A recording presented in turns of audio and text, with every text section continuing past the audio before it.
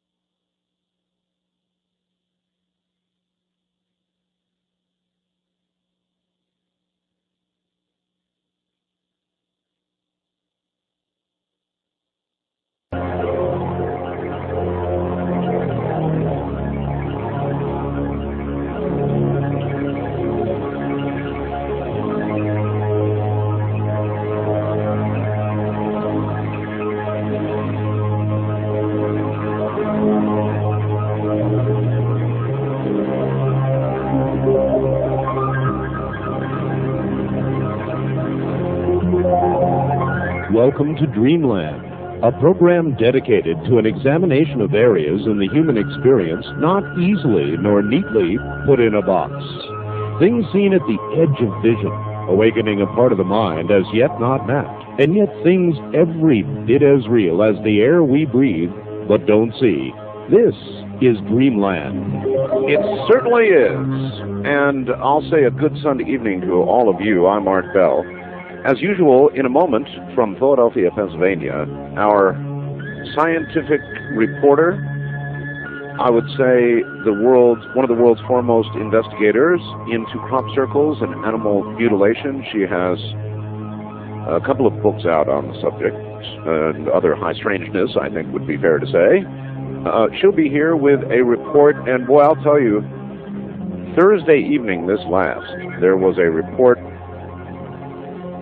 on CNN confirming everything Linda Moulton Howe said about hysteria and the report she's had, and validating every bit of it. Fishermen beginning to get very sick because of the fish they handle. They actually showed brain scans in which these fishermen had brains that were up to 70% in the photographs changed in one way or another from a normal brain. They couldn't remember things. This, folks, is from fish in our ocean. So we'll get to all of that. Not that today's report is oriented that way, but I wanted to validate what Linda Moulton Howe has been reporting on. Finally, it makes the mainstream press. There is a product so good that we can barely keep it in stock. It's something new under the sun. Most of you probably don't know about light-emitting diodes, LEDs. They are remarkable devices, but they were always red. Then somebody here recently invented the white LED, and we now have the white LED flashlight. Flashlight, I said. It is the brightest long-life flashlight ever made. 3 AA batteries. Now brace yourself, are you sitting down? Power this flashlight at full brightness for 50 hours. 50 hours straight. The almost bulletproof clear Lexan glass protects a nearly unbreakable triple white LED array. Actually, other flashlights are simply obsolete now. The body is ABS tough, very tough ABS plastic. The bulbs last up to 100,000 hours. It's kind of like going back to the old days. What lasts this long? Waterproof O-ring construction. I said waterproof. A very simple, durable twist on and off situation. If you don't have one of these in your emergency kit, why, I don't know about you. And Christmas is eventually coming, so we've got a price for you. You buy one of these, and it's just $34.95. $34.95. Buy 3, and the price then drops to $29.95 each. So tomorrow morning, call the Sea Crane Company and get 1 or 3 on the way. The number is 1-800-522-8863. 1-800-522-8863. You won't believe it until you see it. Are you overweight? Would you like to lose an average 8 to 10 pounds in the next month?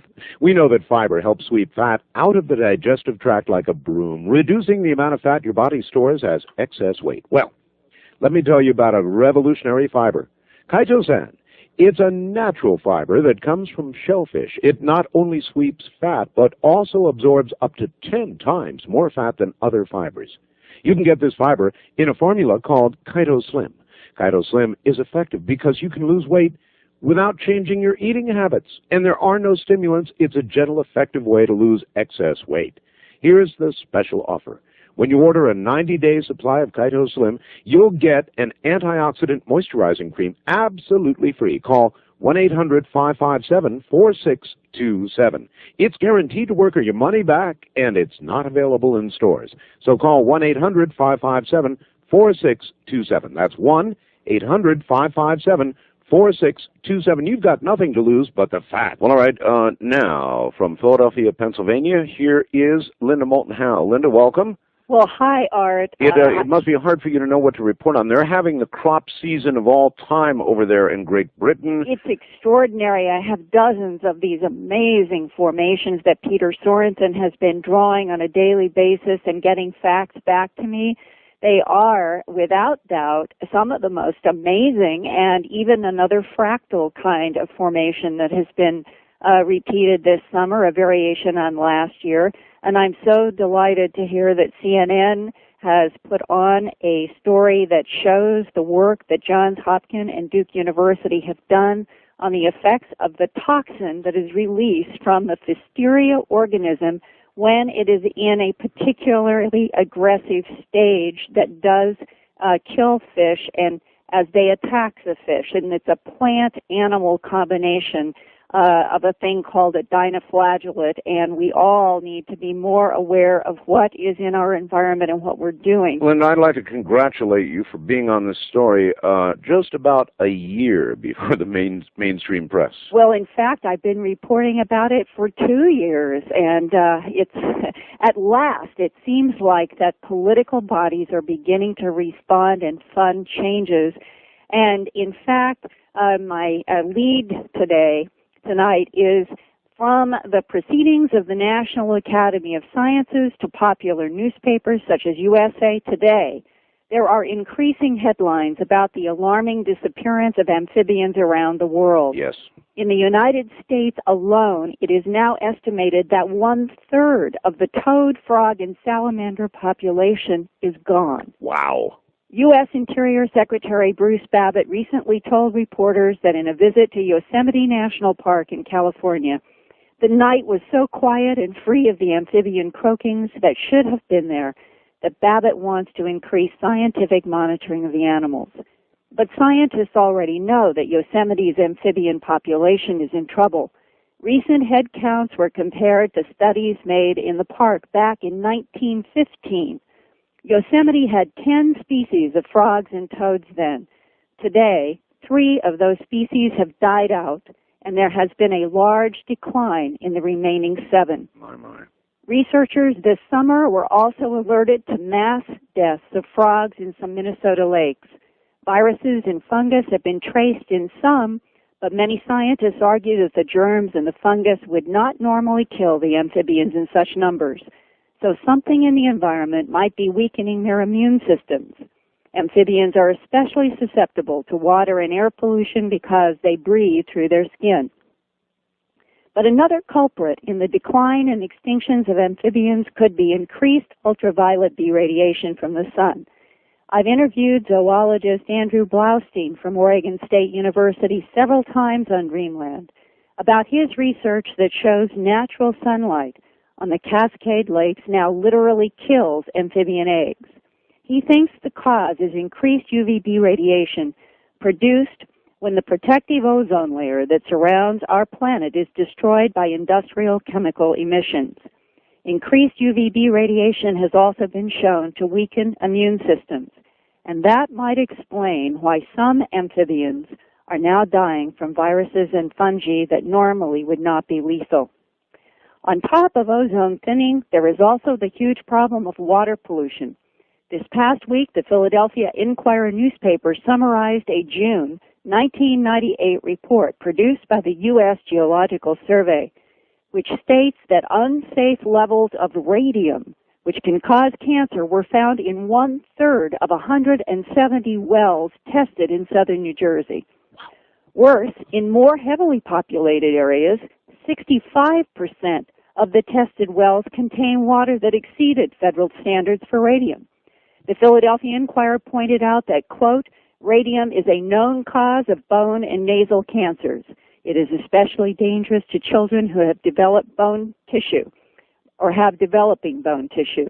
When a person ingests radium, the body interprets the radioactive element as calcium and deposits radium in bones, unquote. One area in New Jersey where children have cancers at a much higher rate than in other New Jersey cities is Toms River. And last year, health officials found unsafe levels of radium in Toms River drinking water.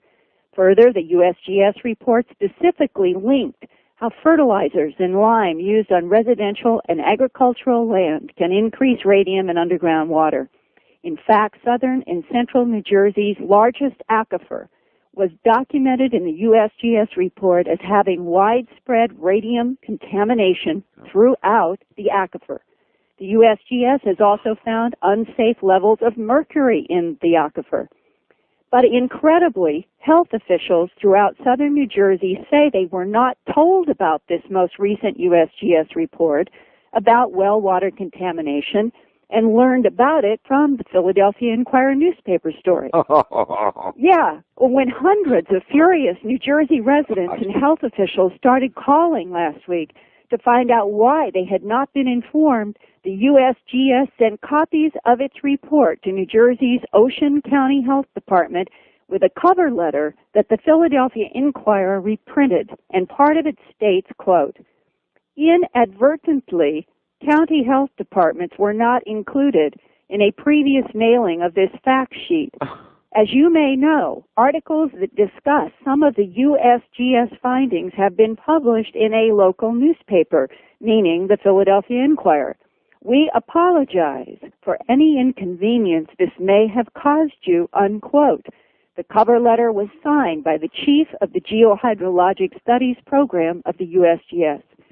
And Art, this reminds me of North Carolina's dismissal of Pfiesteria as a real problem in its estuary waters until media and public pressure forced federal and state officials to start dealing with the problem. I'm sure this is overstating it, but geez, Linda, that sounds like a toxic cocktail, and they overlooked reporting it to the public. Well, it's almost like if we don't report it, it'll go away. And of course, we know that's not true, and people and children and babies are drinking this water, or were until this report. How do we make government officials accountable when everyone seems to be afraid of full and open disclosures about increasing environmental deterioration? Linda, when I was a child, I lived for quite a while in New Jersey. Is there any way of knowing how long this has been going on? The study, the USGS study, has taken 8 years. So over 8 years, they were getting measurements that they finally have put out in this report. My God. I know. And how do we clean up huge underground aquifers that are contaminated with such terrible things as radium and mercury? I don't know. Well, now switching gears to unusual phenomena and unidentified sky objects, I talked this week to a minister and his mother who live in Los Alamos, Colorado. They described an object very reminiscent of other reports since the 1960s. Los Alamos is a rural town east of Pueblo in the southeastern corner of Colorado. About 50 miles southwest of Los Alamos is Pinyon Canyon, a large U.S. Army training facility. And further west of Pinyon Canyon are the Sangre de Cristo Mountains in Alamosa County, where the unusual death of a horse named Lady made international headlines in September of 1967.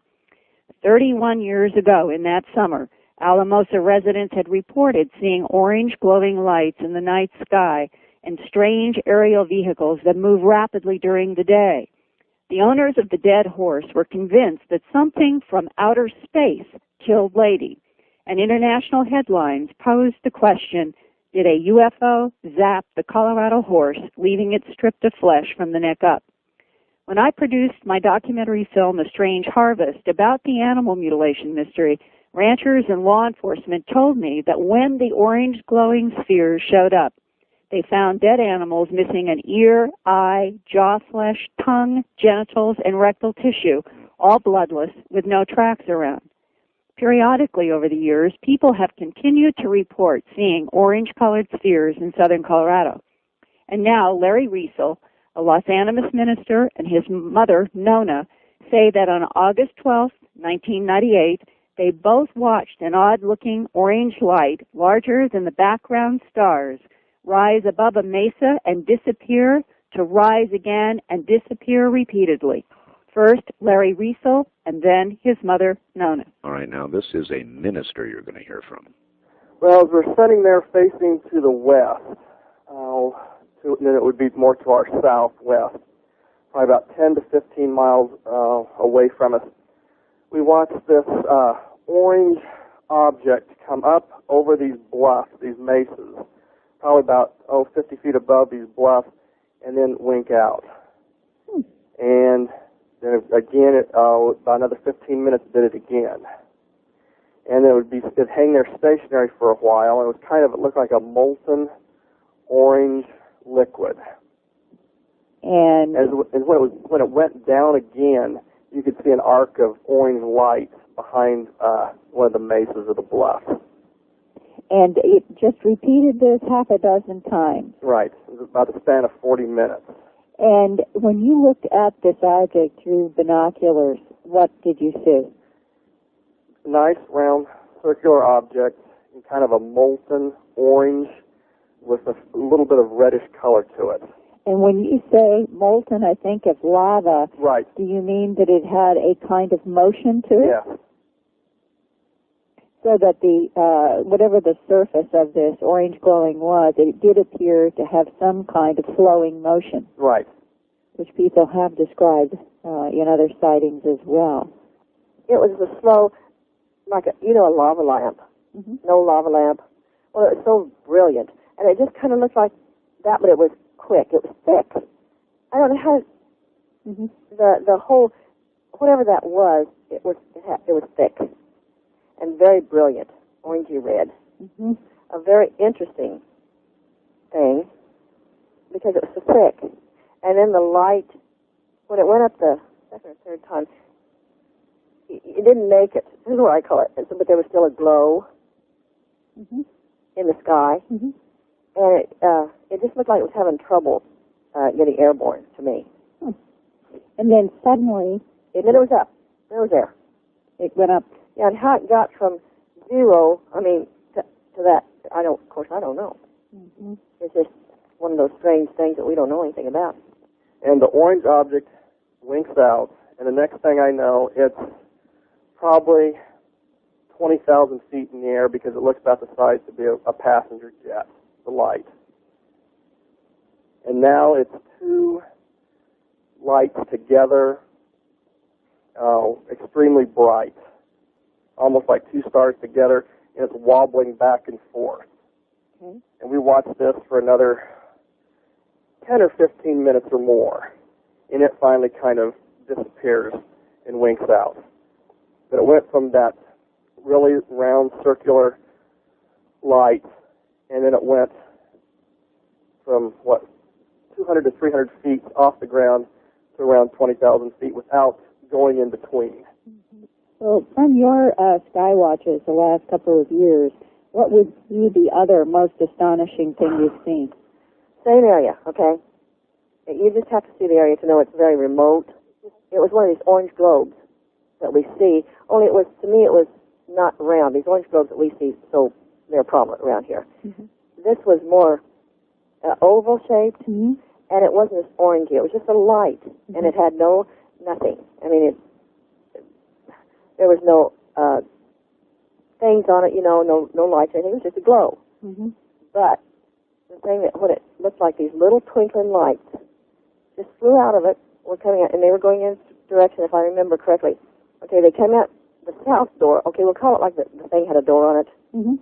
Came out of the south door, circled around, and went to the north. All these little lights, and I don't know how many. I didn't count them. Mm-hmm. But more than half a dozen? Oh, yeah. A lot. Yeah. And what happened to the orange glowing thing after the little twinkly lights? After a while, it blinked out. Have there been any reports of any unusual animal deaths? I talked to an auctioneer and a land broker. This has been about a month ago at an auction. And we got to talking about Bible prophecy and some different things like that. And I asked him if anybody talked to him about cattle mutilations. And he said some ranchers had talked to him about it, but he wouldn't give out any names or anything like that because no one wanted to talk about it. Mm-hmm. Implying that there have been some... There had been along the Arkansas Valley, or Arkansas River, here in the valley, somewhere between here and Fowler and the area, but he wouldn't elaborate on it. He just said, they just don't want to talk about it. He said, I'll just tell you that I have heard it. And in Trinidad, Colorado, in the 1970s, a little further southwest of there, the chief investigator for the district attorney's office and a deputy both sat in a car and watched an orange light the size of the full moon split in two, each sphere racing off in opposite directions, then coming back together into one orange glowing sphere that moved down toward the ground and disappeared. At the same time, they were investigating dozens of animal mutilation cases. And if anyone listening has recently seen such orange spheres or knows about new animal mutilations, please fax me, Linda Howe, at 215 area code 491-9842.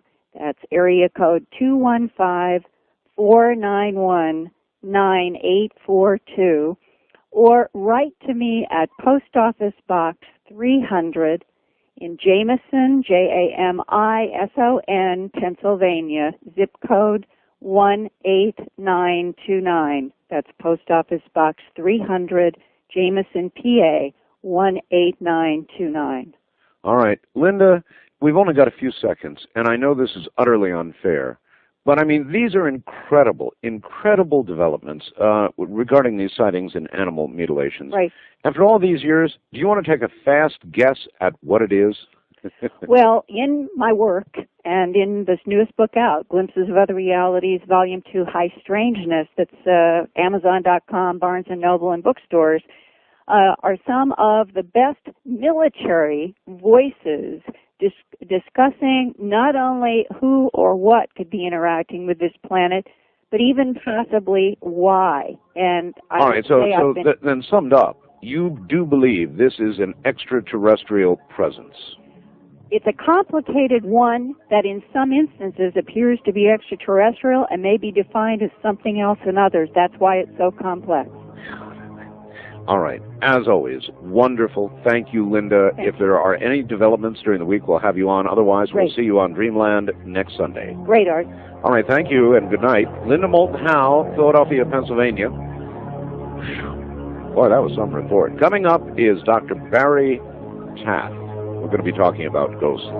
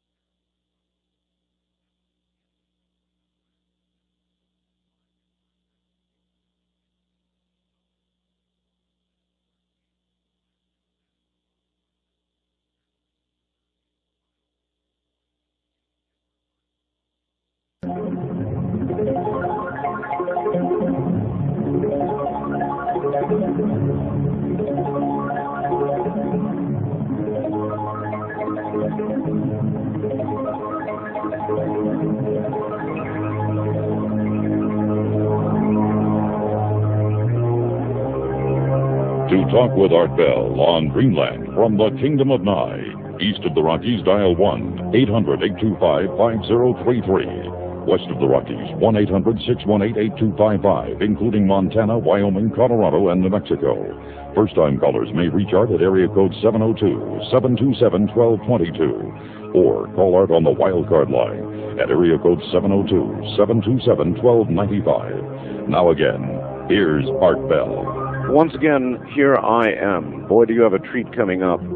Probably the most interesting guest that I've ever had on the subject of ghosts and things that go bump in the night, and maybe sometimes during the day as well, is Dr. Barry Taff. He is a remarkable interview, and he'll be coming right up. Don't move. Well, now I've seen it all. You all know I've been raving about the amazing Snappy video snapshot from Play Incorporated.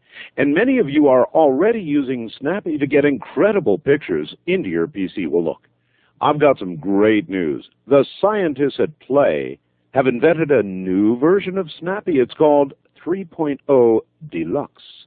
It's got some breakthrough new features as well as a graphics studio full of professional software programs for painting, retouching, adding amazing special effects to your video pictures. As a matter of fact, this new Snappy gives you the same stunning still pictures from any camcorder, VCR, or TV, plus now the ability to capture moving video clips. It even lets you add audio greetings and narration to your video pictures. And now you get all the software you need to make greeting cards, business presentations, calendars, school reports, even sending your pictures over the internet with a click of a single button. It is incredible. If you own a PC, you simply must have a Snappy. You can get your Snappy Deluxe today at any computer store for just $139.95. And if you already own a Snappy, call Play for upgrade details at 1-888-888-PLAY, P-L-A-Y. See Snappy for yourself and discover the company behind this amazing technology. They're on the web now at www.play.com. That's Play.com. If I guaranteed you a handful of dollar bills every time you fill your gas tank, would I get your attention? Well, that's essentially what happens when you install the Jacobs Ultra Team ignition system on your car. Your mileage will substantially increase, thus saving you dollars with every fill-up. I know it works, because I tried it on the little Geo Metro I had, increasing its mileage by 8 miles per gallon. Your exact increase will vary depending on the car you drive and how you drive. Here's just one example. On a 93 Honda Civic, you'll get a guaranteed 7 horsepower increase and at least 4 additional miles per gallon. All Jacobs ignition systems come with a 30-day money-back unlimited guarantee, less a small 10% restock fee. Now, what I'd like you to do first thing in the morning is call Jacobs Electronics and ask for the exact guaranteed mileage and performance increase for your specific vehicle. Call in the morning toll-free 1-888-IGNITION. That's 1-888-446-4846. It's on the web, of course, at www.jacobselectronics.com. Just call 1-888-IGNITION and ask for your free mileage and performance quotes. Well, all right. I know that Dr. Taff was the principal investigator in what we know as the Entity case, a truly, truly frightening case of manifestation, I guess, actually attack by some sort of manifestation would be more like it. The good doctor's book coming out is Aliens Above, Ghosts Below, Explorations of the Unknown. And there are so many of you on the web that if you go to the web, you will now find a link, Dr. Taff's name, and a link. And you can actually purchase on the net the book. You can read an excerpt from the book for free, and you can read about Dr. Taff. But this time, I think, we're going to let Dr. Taff. Dr. Taff, welcome to the program. Oh, it's a pleasure to be here. For some reason, your audio's down a little bit. I guess because someone's trying to beep in, that's all. It'll click off in a second. No, but I mean the actual level of the audio is down. It was quite good a moment ago when I was talking to you on the phone, and now it's gone bad. I wonder what's happened. Nothing's changed on this end. I can't even hear you. Are you talking directly into the phone? I'm talking in a regular phone.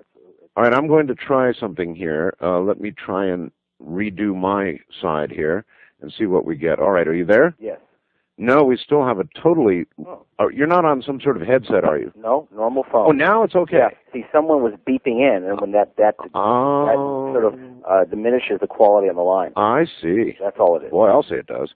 All right, what I would like you to do, if you would, is to tell us about yourself this time.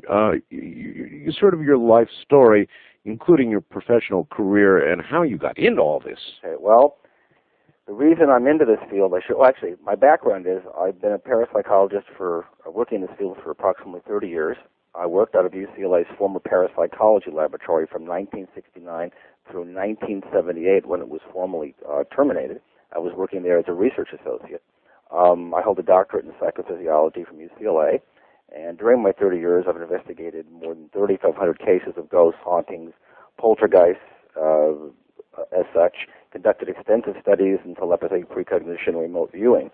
Some of the work I did was the, I guess you call it the initial protocol development for what was now called remote viewing. This was done in the early 1970s before SRI picked it up and the military took it over. I was also myself investigated as a psychic subject, which was published in a medical journal back 23 years ago. Now, that's one I didn't know about. Right. It was called A Laboratory Investigation of Telepathy, the Study of the Psychic. That's what got me into all this. When I was growing up as a child, I was having a profound number of what's called telepathic, clairvoyant, precognitive experiences, out-of-body experiences. Can you, that's really interesting, and this is a side of you I had no idea about. Can you describe, what happened to you as a child?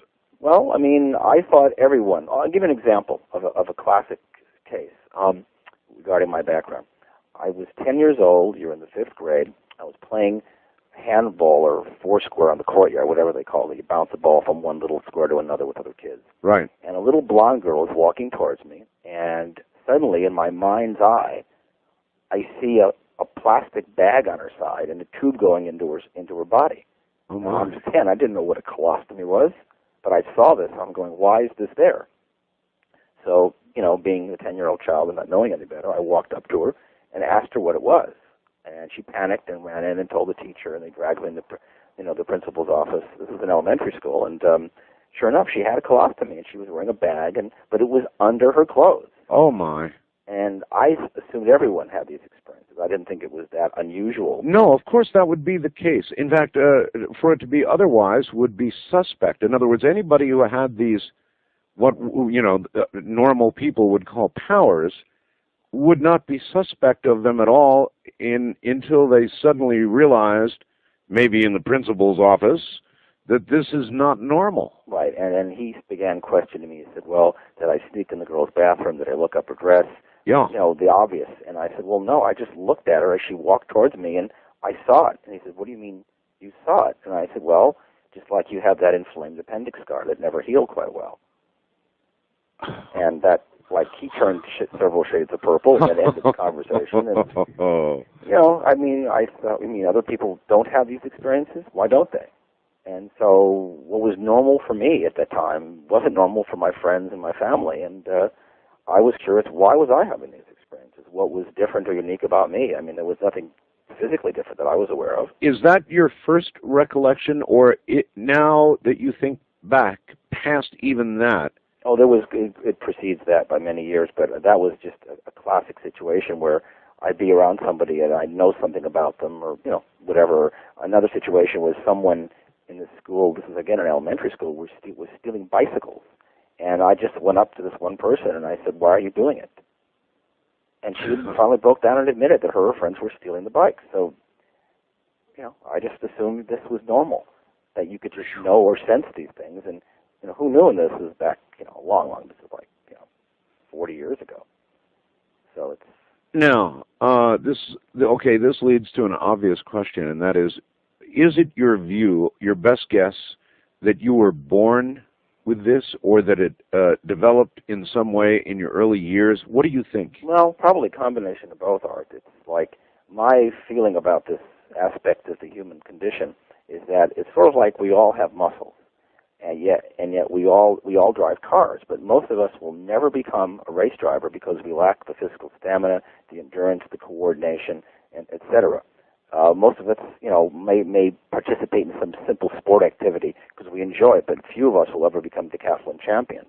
I think everyone has a little potential in them, and it varies from person to person. Some, just like some people are born with a better physique, better vision than others. Right. Some people have an incredible inherent potential, and if they receive the proper type of feedback, positive feedback and reinforcement to develop a learning paradigm within their own mind, they can substantially improve their ability. All right, but one would think, based on what little you have told us, that yours would have been squashed big time beginning in the principal's office. Well, I tended not to listen to what other people said because I know what I experienced. So right. It's not like they said you couldn't have done it. They just thought that there was some alternative explanation for it. After these things happen hundreds, if not thousands of times, varying type of experiences in this area, you begin to either assume that you're, you know, having emotional problems, you're, you know, delusional, or something beyond the scope of our current understanding is occurring. And, of course, I picked the latter. Well, delusional would be you're saying there's a bag on this girl, and there isn't, and then there isn't one. Then you'd have to wonder about delusional. But when there is one, then even a 10-year-old mind has got to begin to conclude, why do I know this and everybody else does not? Right. And so I just, from that point on, I had a lot of friends, but they kept me at an arm's length because they were kind of frightened, because I'd always come up with things that I shouldn't know or shouldn't have known or couldn't have known, and, trivial things, as you're growing, the minutiae of life. Sure. That, what happened was I was in upper division college, and I heard about Dr. Thelma Moss at UCLA and tried to get hold of her. Initially I couldn't, but I met one of her... what age were you now? I was 21. Okay, so by this time you were really wanting to know what the hell was going on with you. It was probably the most predominant aspect of my life at that point. And there were aspects of it that were semi-controllable, meaning they were almost volitional. So I met a student, a graduate student, who actually worked with Thelma Moss, and he introduced me to her, and she sat me down, after I spoke a little bit about my background, and she just threw me her keys and said, psychometrize me, tell me what you can tell me. Now, I knew nothing about the woman other than the fact that she worked at UCLA, and they had a little lab going, and I proceeded to tell her things about herself. This just popped into my head, and apparently much of it was accurate. Described some of her best friends, what they looked like, some of their medical problems, whatever. And she was impressed, so I became a research assistant in the lab, and I became also a subject where she did a formal study on me, which was published in Behavioral Neuropsychiatry. Dr. Taff, how could what is this, like our third or fourth interview maybe? Fourth interview. How could I have interviewed you for 4 times and not known about all of this? I don't know. I guess we just jumped to more dramatic material. This is dramatic enough. In other words, this explains why you then went on to be at UCLA in parapsychology for all those years, and it explains everything. And somehow I missed it. Bad me. If it had not been for my own personal experiences in this area, I don't think I ever would have gone into this, because I'm very skeptical by nature, and I'm more oriented towards science. So I would have been very dubious. All these experiences would have been extremely dubious to me. And since I've never used drugs and I don't abuse alcohol, if use it at all, as most of my friends did, we were growing up in that hippie era. Sure. I don't know. I guess for some reason my brain was attuned to this, and I became sort of used to it. All right. So there it began. She tossed you the keys. You told her what you knew, and then what? Well, then she said, would they like to run a study on me, blah, blah, blah. And then she said, you want to work in the lab as a research assistant. I said, certainly, that sounds like it'd be fun. And, you get to do different, you've already learned some protocol in classes and in laboratories in college. And, I was just about to enter graduate school.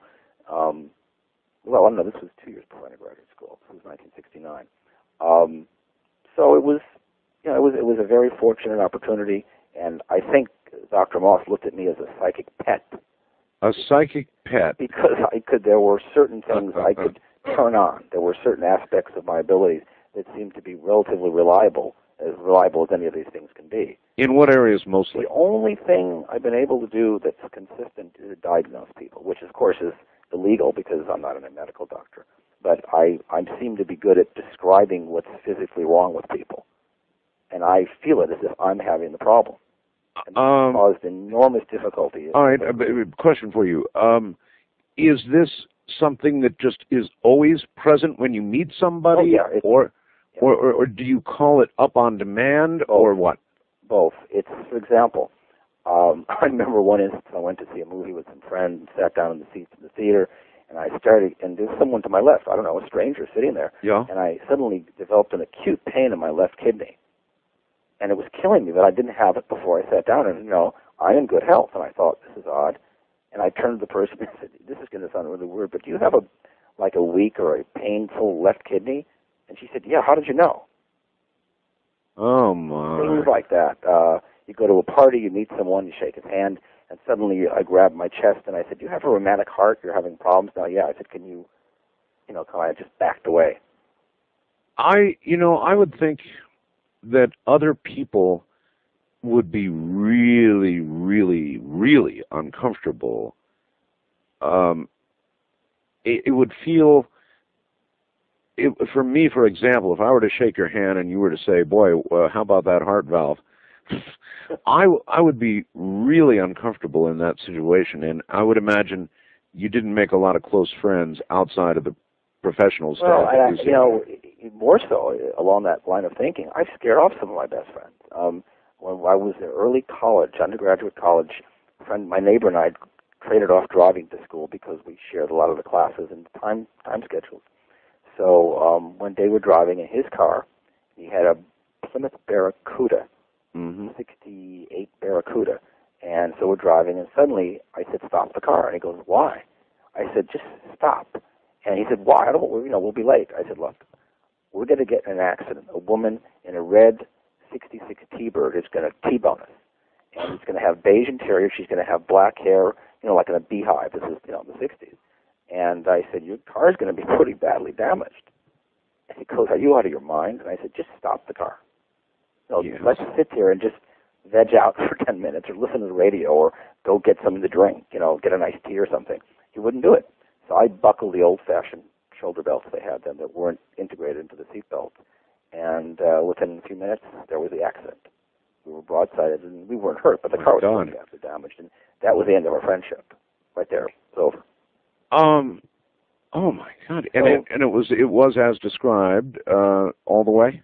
Oh, yeah. I mean, the car was a 66 red T-Bird with a beige interior. There was a woman with the ratted beehive black hair, and he just looked at me like I was... Yeah, you know what he probably thought? That I made it happen. He probably thought that you planned the damn thing. That I set it up. Yeah. Mm-hmm. Oh, my goodness. No, that actually never entered his mind. All I ever got from him was that it scared him severely enough where he didn't want to be around somebody who was going to tell him things that were going to happen that he didn't know of. Well, look, I know one person like yourself. He's Daniel Brinkley. Oh, yes, I know. And Daniel is a dear, dear friend of mine. But Daniel creeps me out every time I'm with him. Never fails, ever.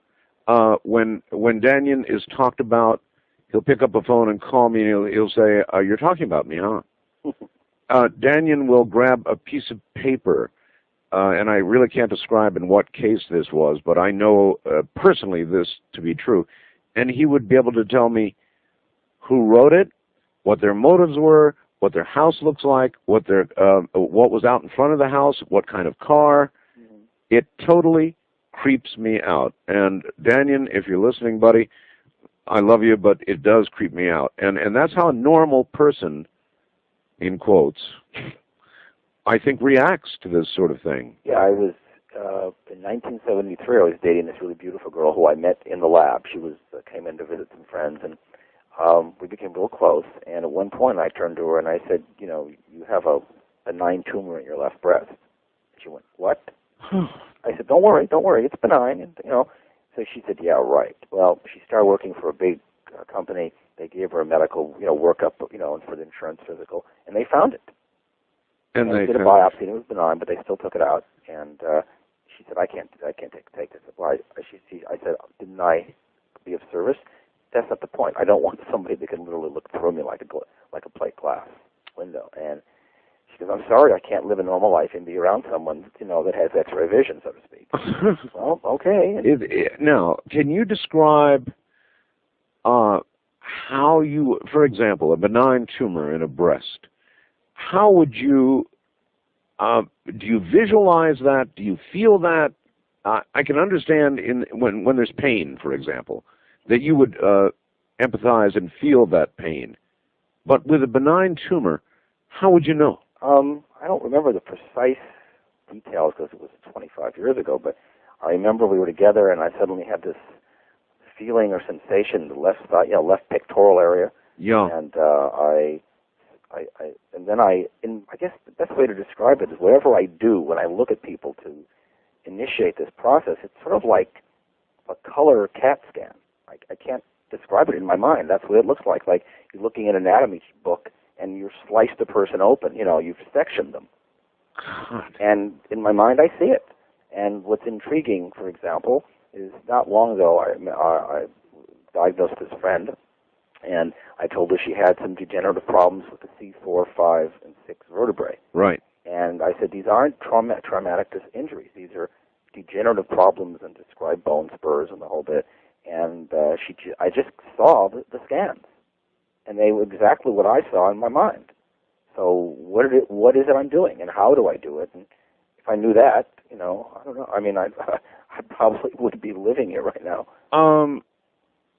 Okay, so now you began this odyssey at UCLA as sort of you said a pet psychic. Right. The house pet psychic.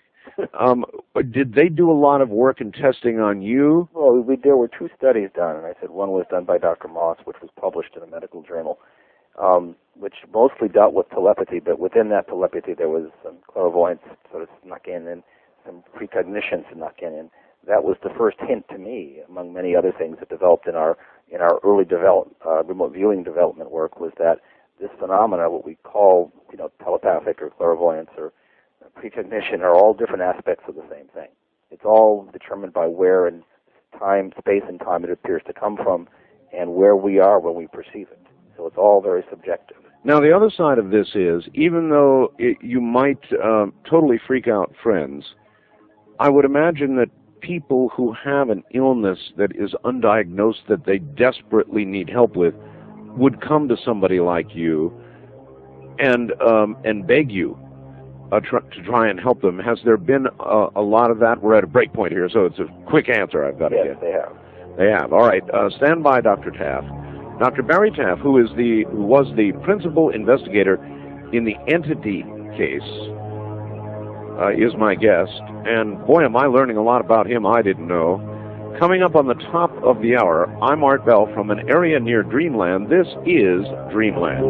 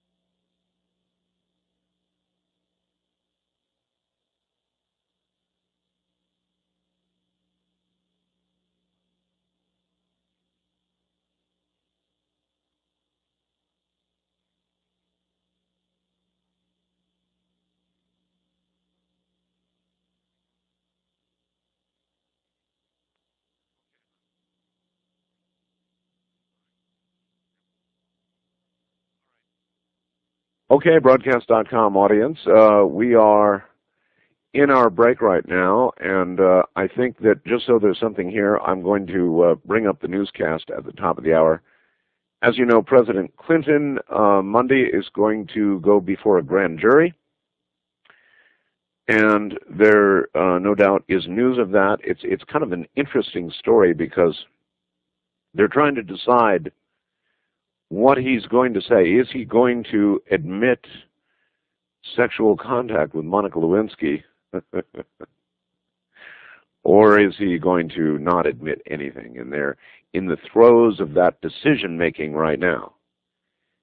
Which is an interesting way to put it, if you think about it, because it's kind of like they're back there deciding, I know this probably isn't true, but they're back there deciding what quality of lie it will be, or whether it shall be the truth.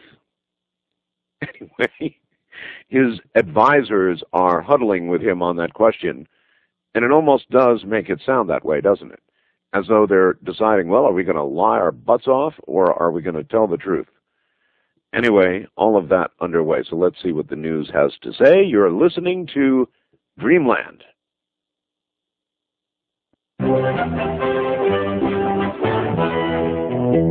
USA Radio Network News. This is Heather Scott. Secretary of State Madeleine Albright is denying reports the U.S. tried to block or delay surprise UN inspections of Iraqi weapons sites. Albright says the State Department fully supports the UN's right to decide where, when, and how it conducts inspections. But Mark Feifley with Republican National Committee says this is just another example of President Clinton's administration doing one thing and meaning another. He publicly rails against Saddam Hussein when he gets up and he speaks, and then his people down below him, like his top Secretary of State Department person, goes and does another thing and gives Saddam Hussein the green light. In other news, 11 southern and southwestern states hardest hit by the heat wave are getting $50 million in aid. President Clinton has asked Congress not to kill the low-income home energy assistance program that helped poor people beat the heat. We'll do what we can, but I hate to put anything else on your legislative plate, but I need you to help me get this LIHEAP program continued. It looks like extreme weather will intensify, not abate, and America needs to be there to help our most vulnerable citizens. In the meantime, the White House continues to dispute reports that President Clinton may admit to a limited physical encounter with former White House intern Monica Lewinsky. The Dow closed 34 points. This is USA Radio News. This morning when I caught my reflection, I saw a great big imperfection. An ugly cold sore looked back at me, a pox of painful misery. But then I heard there's something specific made just for cold sores, and it's terrific. Stops pain fast, protects the sore, Ambisol cold sore therapy. Who could ask for more? It's the only one with aloe and vitamin E. You'll love Ambisol cold sore therapy. Use only as directed. And for the pain of a canker sore, use maximum strength Ambisol. Put it on, the pain is gone. Have you ever seen a dirty carpet at the Boston Royal Sonesta, the New Orleans Windsor Court, or the Chicago Sheraton Plaza? Of course not, because world-class hotels use the lightest weight, heaviest cleaning vacuum they can buy, mine. I'm David Orrick, inviting you to take the Orrick Challenge and try my 8-pound Orrick XL hotel vacuum in your home, free for 15 days. Call 1-800-989-4200. That's 1-800-989-4200. 6 Americans and 12 other activists won't have to do hard labor in the Asian nation formerly known as Burma. USA's Connie Lon reports the government will deport the group instead. The White House is pleased the American students will be expelled from Burma or Myanmar. But White House spokesman Mike McCurry says the arrest should not have happened in the first place. The White House official says the situation points to the general lack of democracy and human rights in that country. The U.S. has been calling for improvement and greater liberty. Connie Lon, USA Radio News, the White House. Nearly 3,500 union maintenance workers for Conrail are on strike. The employees walked off the job over the use of outside contractors to construct railroad tracks in Marysville, Ohio. Conrail says the strike is illegal and is seeking a temporary restraining order against the striking workers. Conrail has 21,000 miles of tracks through 14 states. This is USA Radio News.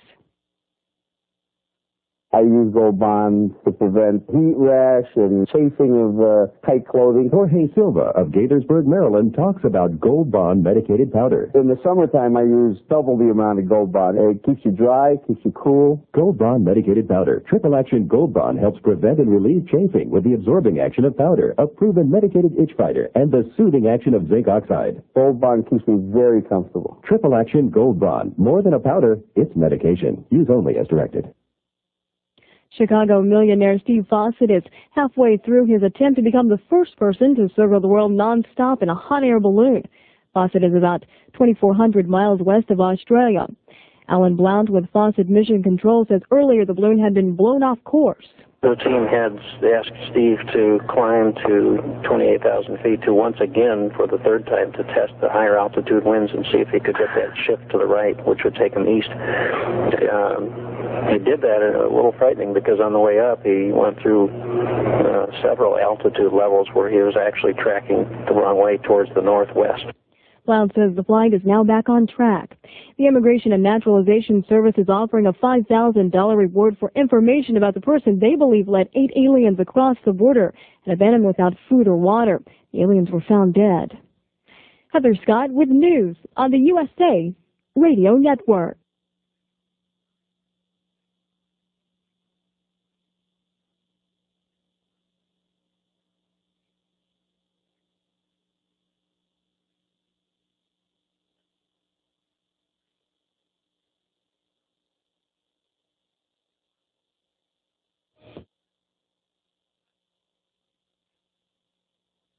Those of you who are wanting to call, I anticipate, at the bottom of the hour or a little past that, we'll begin taking calls.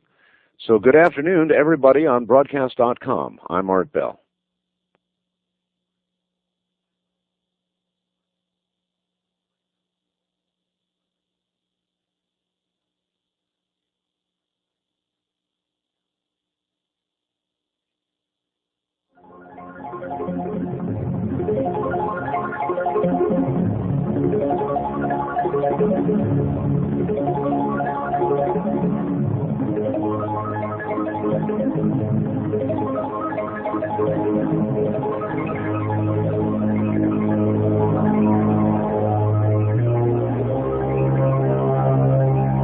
To talk with Art Bell on Dreamland from the Kingdom of Nye. From east of the Rockies, dial 1-800-825-5033. West of the Rockies, including Montana, Wyoming, Colorado, and New Mexico, 1-800-618-8255. If you're a first-time caller to Dreamland, reach Art at area code 702-727-1222. This is Dreamland with Art Bell. It is really an amazing thing that you can interview somebody, as I have Dr. Taff, this being the fourth time, because he's such a fascinating person. And in the fourth interview, find out so much you didn't know about the man. Absolutely remarkable, nothing short of remarkable.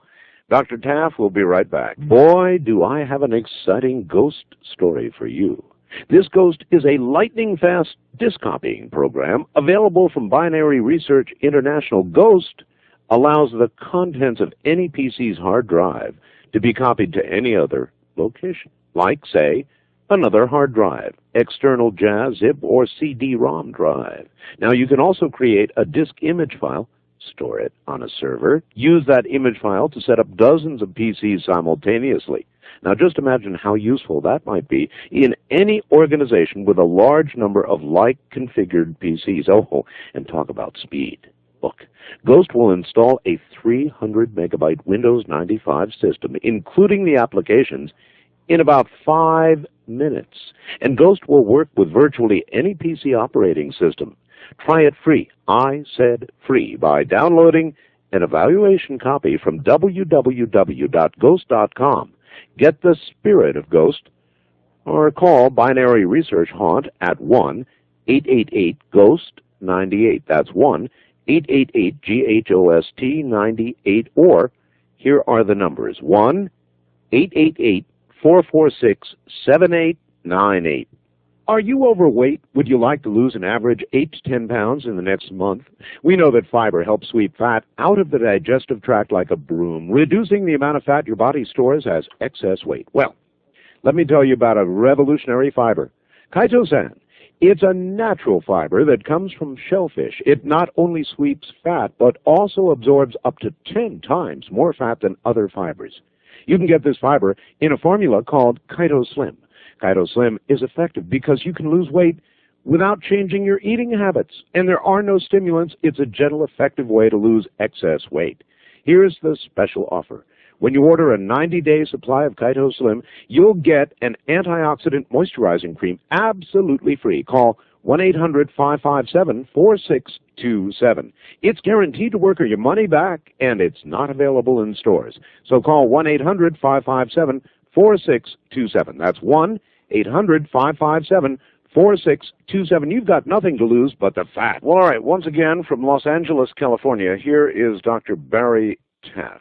Doctor, welcome back. Oh, it's a pleasure to be here. I'm just really puzzling about how I could not have known all this about you, because you always came at this as an investigator, and that's all we've ever talked about, not the investigated.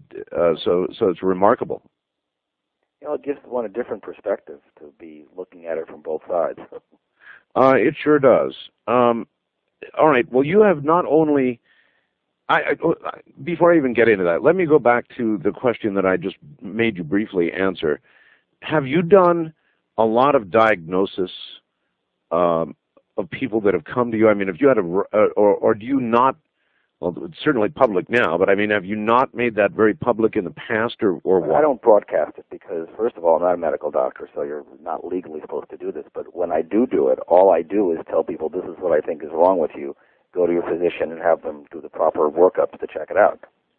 Do you find it to be a bothersome thing, people coming to you all the time? It's not that frequent because the majority of the time people want resolution, or they want you to tell them what to do about it. And not only can I not do that, but I wouldn't do it even if I could, because there's laws against that. You bet there are. So, but I've had enough success at doing it. In fact, one instance was particularly interesting. Some years ago, one called me, and I went out to see if I could be of help to her. And I'm doing my thing, and I said, "There's nothing wrong with you. Why did you call me?"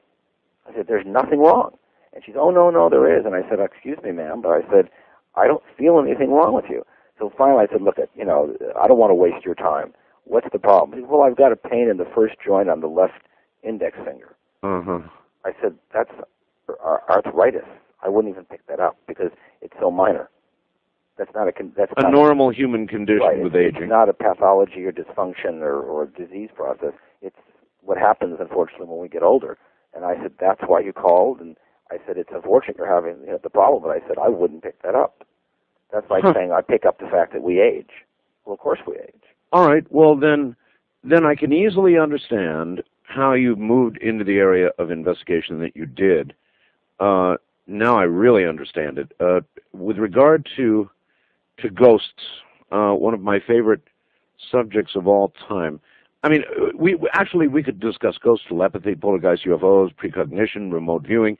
I'm beginning to get to the point where I'm almost ready to put all of these into the same bag, and that may be too simplistic, but I'm beginning to wonder if there is not some sort of single source that's behind all of this. Well, I think what there may be, from my own experiences and my research, is that there seems to be other forces at work here in our domain, in our universe, in our world.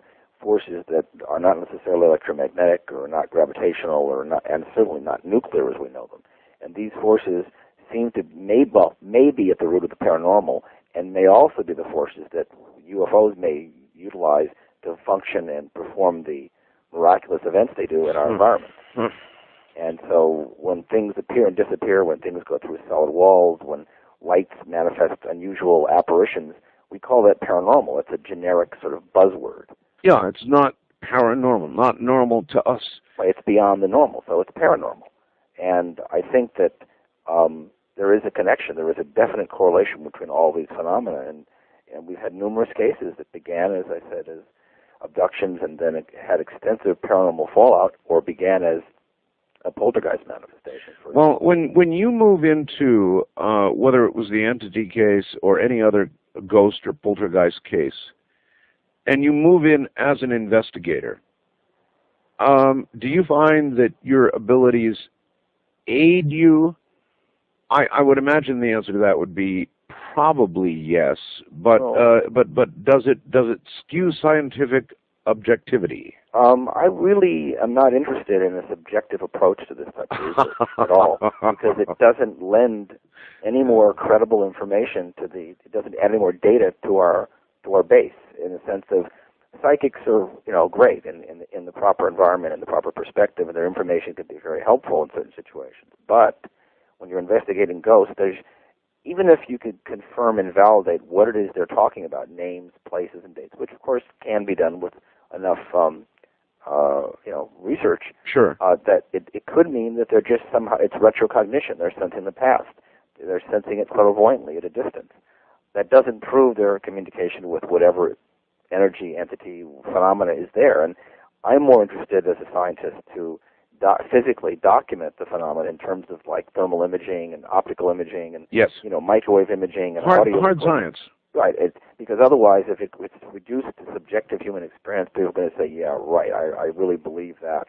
Some person claims he's talking to someone that's dead. Well, I can't see him, I can't hear him. Sure. And, go to any psychiatric journal that's full of people who claim they're hearing voices in their head. So. Well, here is, in my opinion, the $64 million question, or maybe with inflation, billion now. And that is, do we continue to exist after physical death, and in what form? I think that's probably the greatest single question facing the human condition. Right, but with your area of investigation, you'd be better qualified to answer it than most. Well, yes and no. Yes, from my own subjective experience and some of the research, no, because there's a lot of information available, but it isn't, unfortunately, hard objective information. It's the anecdotal type. And no one has yet died, literally, and come back and describe something. And, not enough people have had, perhaps fortunately, have not had that experience. But I believe, based on the experiences I've had and the research I've done, that whatever makes each of us unique unto ourselves, in some form probably existed long before our bodies were around. You're not going to have heard of this, Doctor, and I'm only sorry now I didn't keep it. About a week ago, I had a report of some new drug that somebody has laid their hands on. It's rather underground at the moment. That claims to be able to produce clinical death and give you an NDE and just about guarantee you'll come back out of it again. Now, this was so unusual and revolutionary that I think I mentioned it on one other show. Now, there are people who have had NDEs, near-death experiences. How much stock do you put in what people say about these NDEs? Well, to me, the most significant aspect of a near-death experience is the out-of-body, not the tunnel of light and not the seeing a being at the end of it, because there's so many interpretations of that. But what does impress me is when they apparently float up from their body and they're able to see and perceive and remember events happening at great distances from their body, which I myself have experienced when I was younger, having out-of-body experiences. And it's very vivid, it's very clear, it's like you're there, but you're not physically. That, to me, suggests that consciousness at some level can separate itself, can dislocate itself from the body, and, in some way manifest itself in a remote location, perceive information, and then bring it back to the body. Okay, but is this an ability that we have while we're alive and ends with physical death? That's the $64 billion question. Yeah, you've got it. I was in Paris, France recently. I had, in all my life, I've never had an OBE. I had a real beaut. None of the classic, it was while I was on vacation, none of the classic humming and buzzing and paralyzing, none of that. It was instant.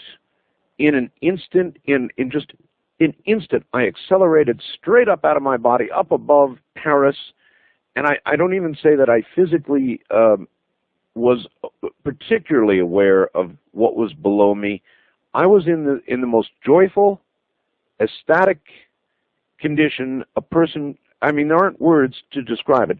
It so shocked me that I immediately, or at least I think immediately, time reference is very difficult, I slammed back into my body, and I woke my wife up, and I started to tell her about all of this. How do you wouldn't believe what just happened to me. She was really happy to be awake and for all that, but it was, I didn't expect it. I was out of my natural element. When I'm here doing a show every day, I've got a very set routine. That was broken. I was in a different place.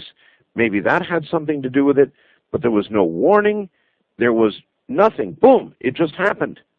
And there's no question about it. I've had flying dreams, and I know when I wake up, they're dreams. I knew what I just had. I was out of my body. What the hell happened to me? And better yet, where was I?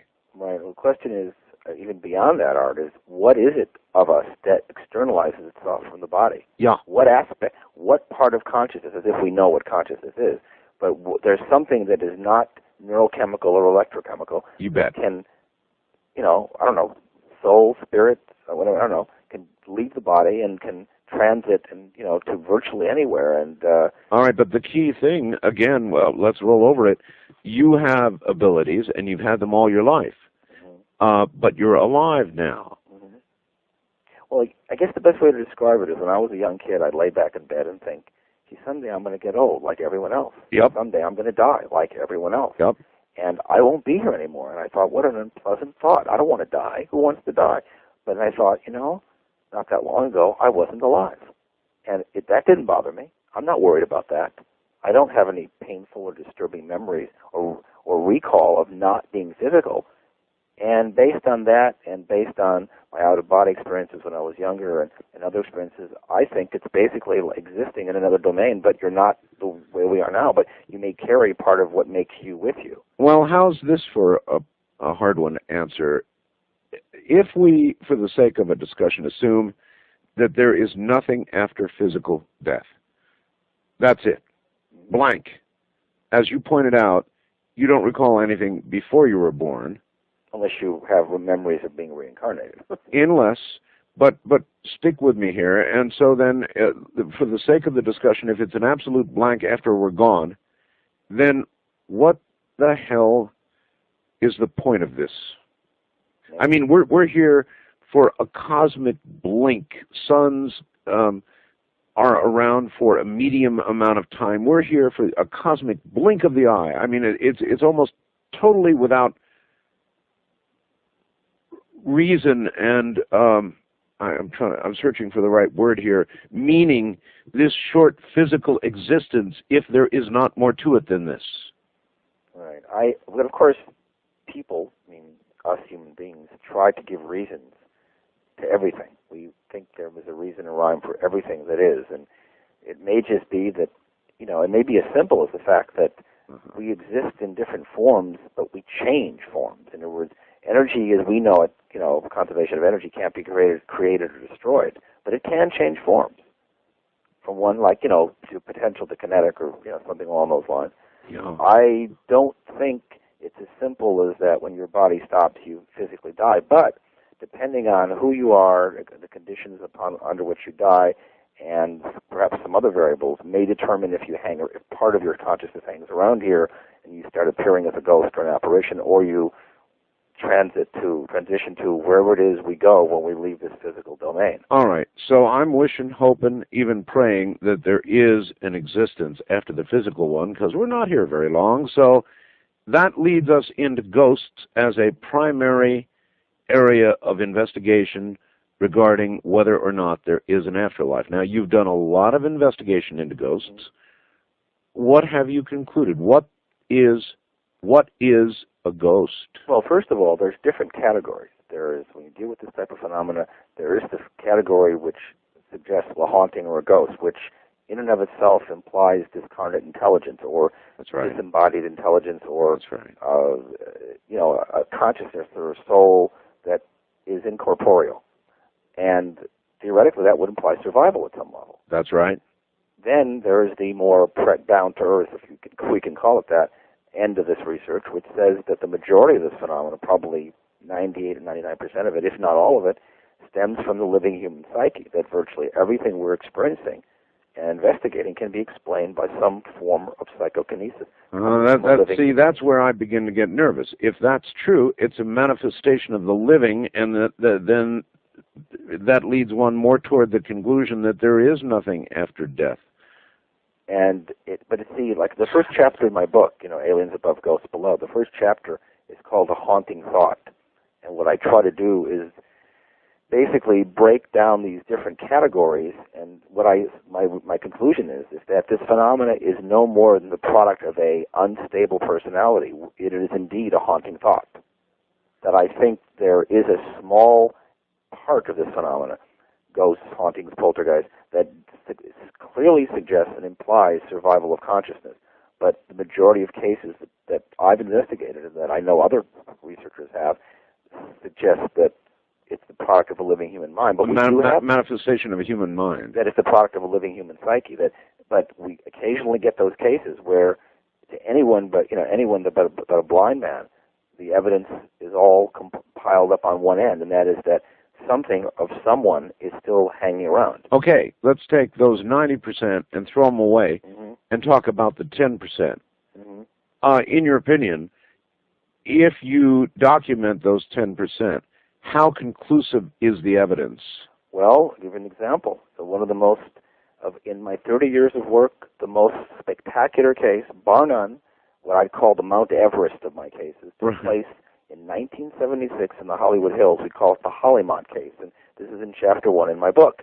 And what makes this case unique is that no one was living in the house while I was investigating initially. That there were no pubescent adolescent children, no emotionally troubled or disturbed adults, and we found a body buried under the house from 1922. You're kind of leaping ahead here in the story.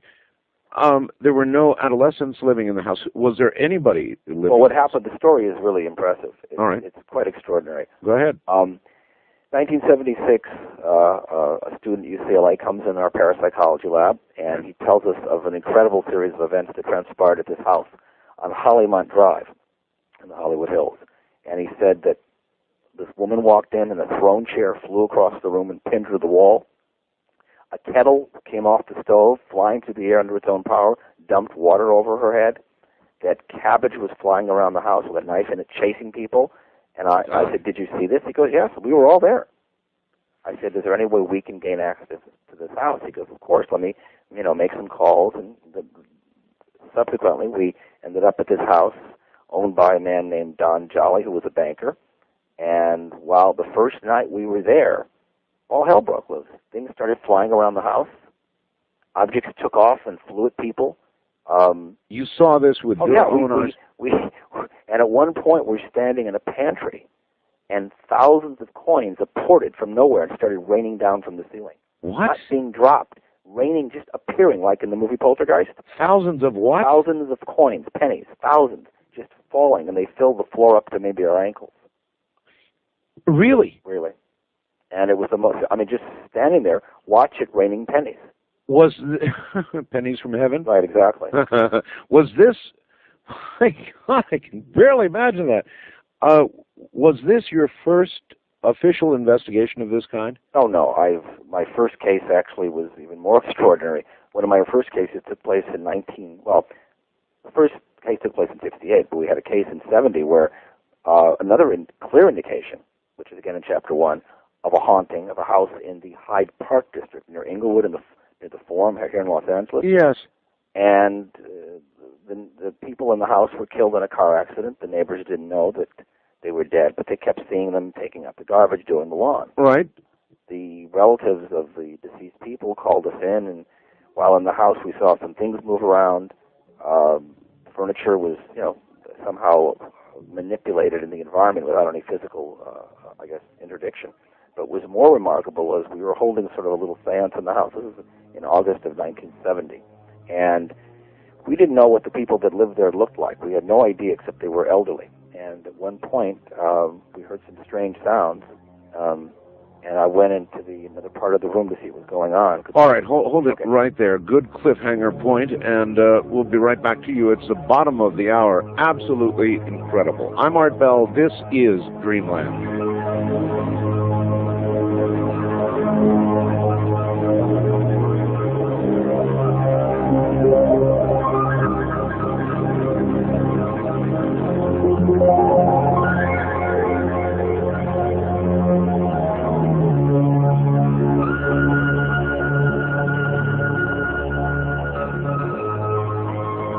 And we're out. Hello, Broadcast.com audience. Oh, man, what an incredible story.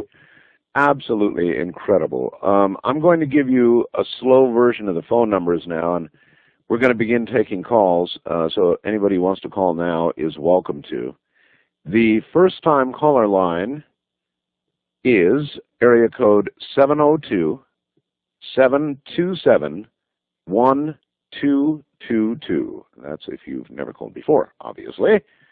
The wildcard line is area code 702-727-1295. We have two toll-free lines, one for west of the Rockies, which is good in Canada and Mexico as well, at 1-800-618-8255, 1-800-618-8255, and east of the Rockies as well at 1-800-825-5033. That's 1-800-825-5033. What a remarkable story.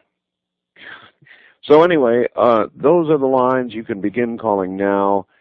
Dr. Barry Taff is my guest, and we will resume the program, I don't know, in about 4 minutes.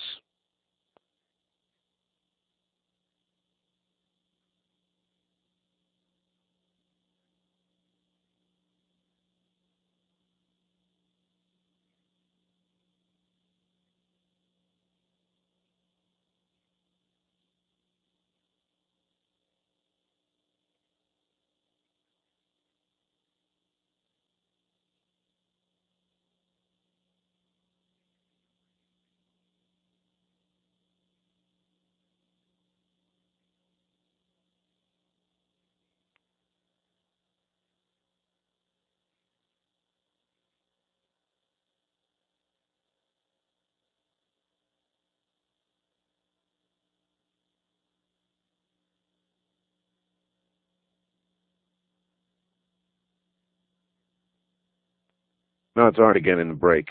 That Buried in Pennies, that is the most remarkable story that I think I've ever heard. I don't know. I'd become incontinent, I think. In other words, I'd wet my pants. I don't know why I'm talking about this right now, but I'm telling you, I wouldn't. How would the rest of you do psychologically if something like that happened to you? I think that you would have to be an investigator. You would have to be in the field. And if you were a casual presence, you happened to be in the house when that went on, you'd wet your pants, and then you'd run or something. I don't know how anybody could stay in place. Coming on broadcast in about 2 minutes.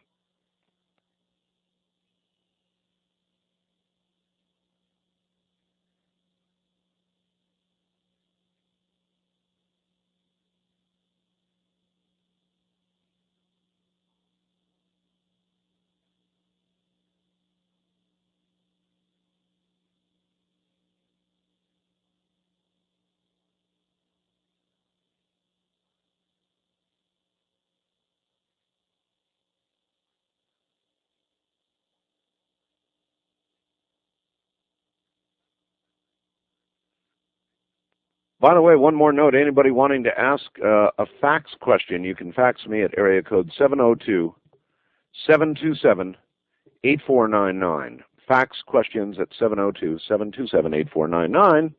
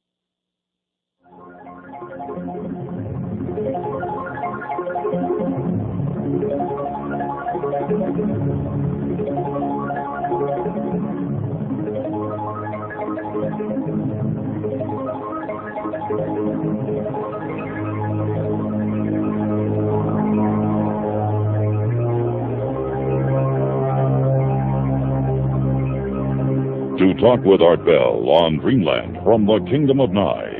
East of the Rockies, dial 1-800-825-5033. West of the Rockies, 1-800-618-8255, including Montana, Wyoming, Colorado, and New Mexico. First-time callers may reach Art at area code 702-727-1222. Or call Art on the wildcard line at area code 702-727-1295. Now again, here's Art Bell. Again, here I am. We're going to finish up this story, and shortly we are going to begin taking calls for Dr. Taff. I'm still stuck back in the pennies, and I'll kind of repeat what I told the broadcast.com audience during the break here in a moment. The AMT Model 2 night vision spotting scope is an astounding instrument. It really is an instrument. It uses a Russian-built tube. and they make very, very good tubes. However, the optics come from here. They're assembled here. They're serviced here. It's kind of like the best of all worlds. I first got a night vision scope for security here at my home because I couldn't see who was out at the fence line on a moonless night. Well, with night vision, of course, night is turned virtually into day. So it's a wonderful security device. The U.S. used it during the Gulf War. We can see them. They can't see us.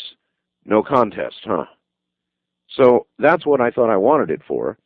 But after I got it, I found out for looking at star fields, for looking at things that crawl in the night, nocturnal things, 2- and 4-legged. I mean, it's a blast. You go outside at night, and there's a whole different world underway. However, normally you don't see it. With night vision, you do. Now, this device has a 90mm 3-power all-glass high-quality optic lens. That's really, really important. A lot of night vision has lousy plastic lenses. Yuck. Not the AMT. That's what made us choose AMT. If you want one, there was a day, when civilians couldn't even get these. And even now, when you get it, it will come with a very strict warning about export, that sort of thing, which is interesting, but it is there. They don't want this technology out. But you can get it. The civilians can get it now. It's $349.95. It's the kind of thing that, you'll get it, you'll use it, you'll say something I can't repeat on the air when you look through it, then you'll show it to your neighbor, and your neighbor will order one. It's so amazing. $349.95. That price includes shipping and handling, and getting it to you. That is getting it to you, isn't it? So there you are. The usual wonderful Sea Crane warranty. Call Bob Crane tomorrow morning, 7:30 a.m. Pacific time. The number is 1-800-522-8863. 1-800-522-8863. If I guaranteed you a handful of dollar bills every time you fill your gas tank, would I get your attention? Well, that's essentially what happens when you install the Jacobs Ultra Team ignition system on your car. Your mileage will substantially increase, thus saving you dollars with every fill-up. I know it works, because I tried it on the little Geo Metro I had, increasing its mileage by 8 miles per gallon. Your exact increase will vary depending on the car you drive and how you drive. Here's just one example.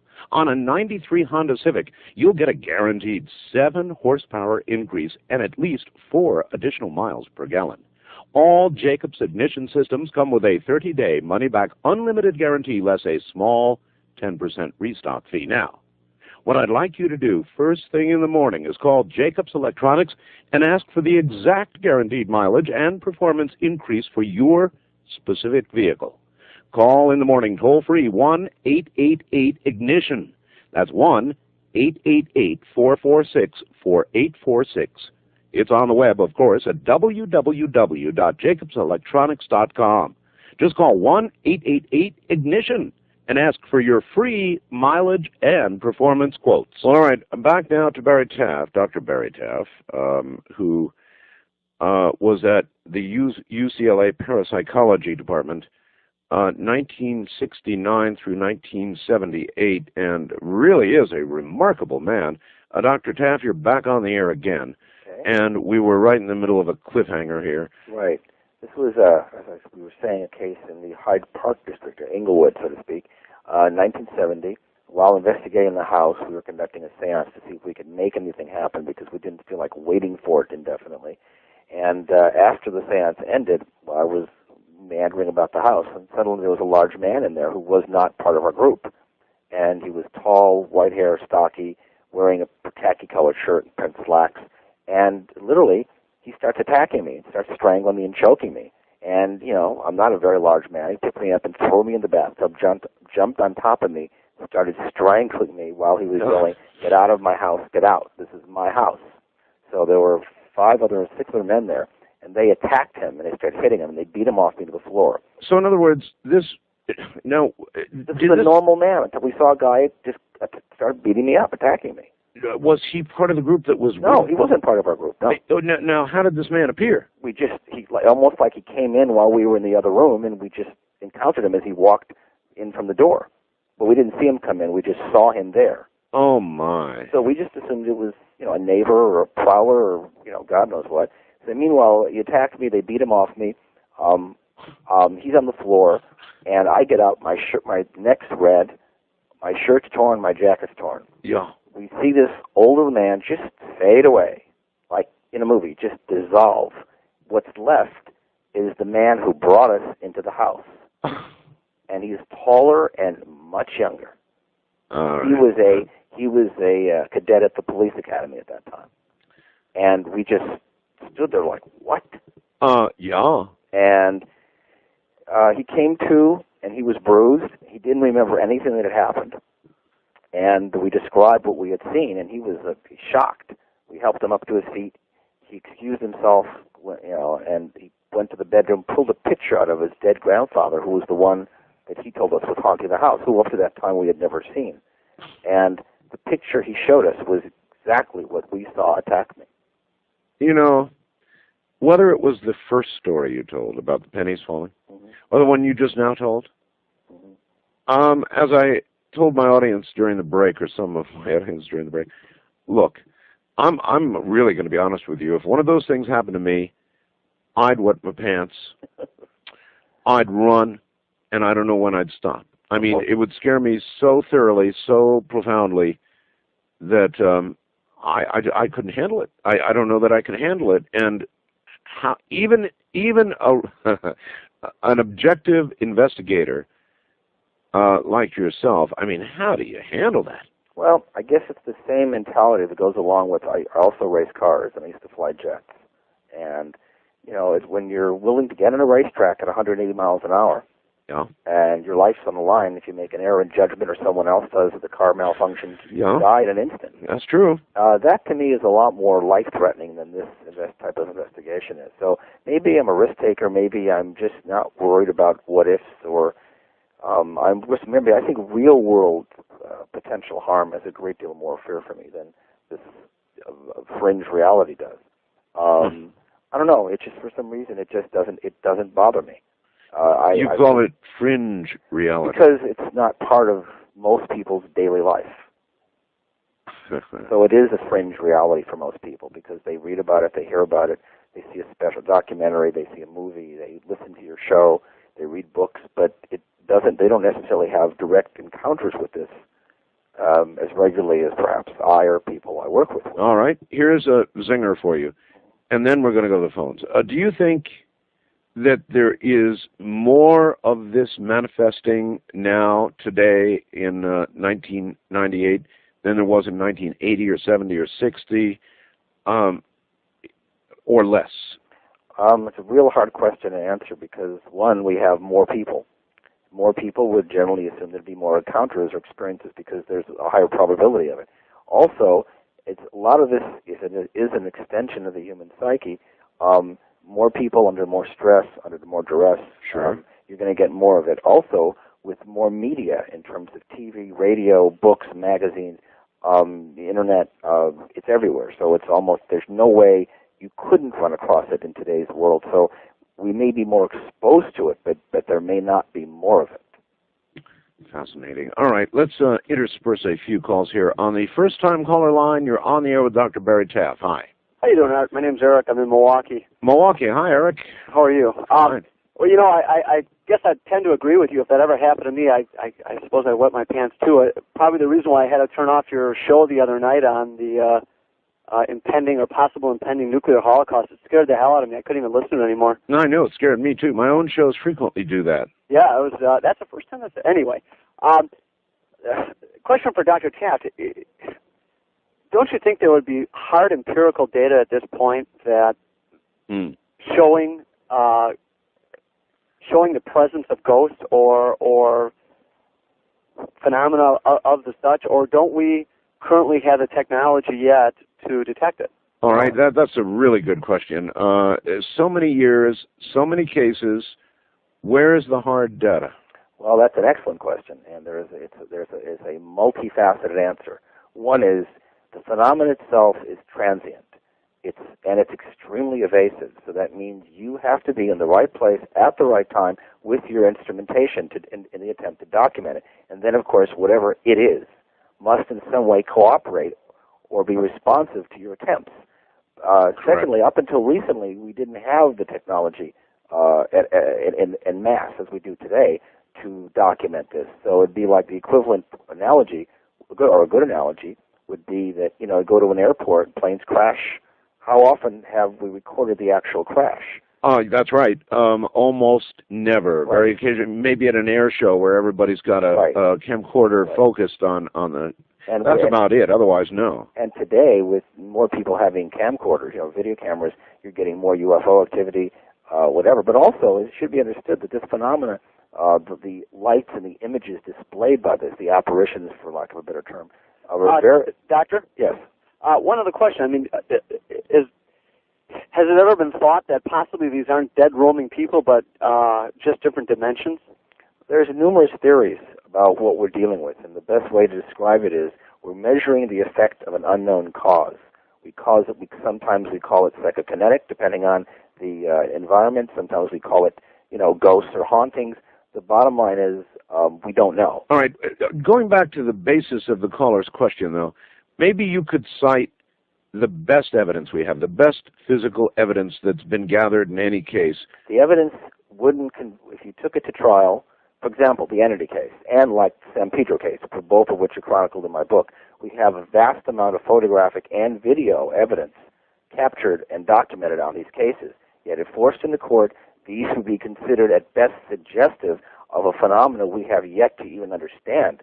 It does not prove ghosts exist, but it strongly suggests that there's something out there that it can somehow affect our physical world and do physical things, some of which is producing lights. It's very rare to get an apparition on film or video. Okay, lights. What about actual temperature reduction recordings? What about audio recordings? What about magnetometer readings and microwave readings? And what do we know, in other words? These types of, various types of physical parameters, like you said, the background, like the dielectric constant or thermal imaging or microwave or temperature, they're all inclusive in terms of this type of investigation. However, we don't know enough about why the ambience changes under these conditions to really understand what it is the phenomena represents. In other words, is the phenomena altering the environment, or does the altered environment make the phenomena occur? Yeah. We don't know what comes first, the chicken or the egg. But there is a body of actual hard evidence, small albeit hard evidence. The evidence is there, but I shall tell you, Art, and tell the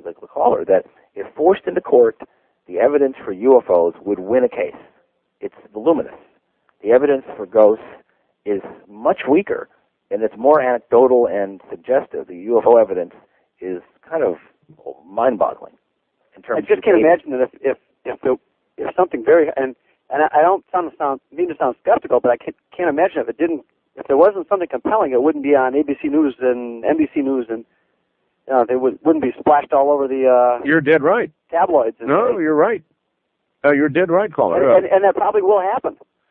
The first time somebody does record something like this, like a plane crash. But then again, you could go back to the Mexico City UFO sighting. Mm-hmm. How many times did people see it up here on the news? None that I know of. None. Right. Very few. Hundreds of thousands of people saw that. So. Right. Mm-hmm. Thanks to Britt Lee Elders, we've seen them, but the good doctor is right. The amount of UFO evidence, if taken to court, or even better yet, a congressional hearing, would probably prevail, but not with regard to ghosts or not with regard to an afterlife. And if you want to know the truth, if I had one of the two questions that I would want to be answered more, that is to say the UFO question or the life after death question, I'm going for the life after death question every time. And here we have the least amount of evidence. But also it's the one that affects the human condition the most profoundly, because it tells us where we come from, where we're going. What do you think would be the effect on the human condition, Doctor, if if we had conclusive evidence that there was no existence after death? Have you ever contemplated that? Actually, more the reverse of that. But I think if it was, objectively established that when we died, that's it. We just rot in the grave and that's the end of it. That's it.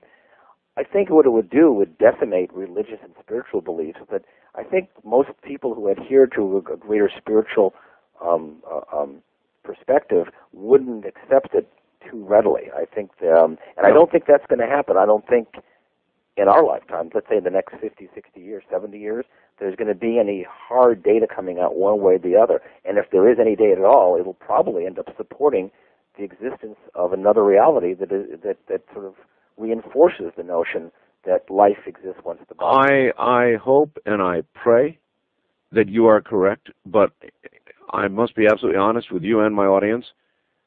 I don't know that to be the case.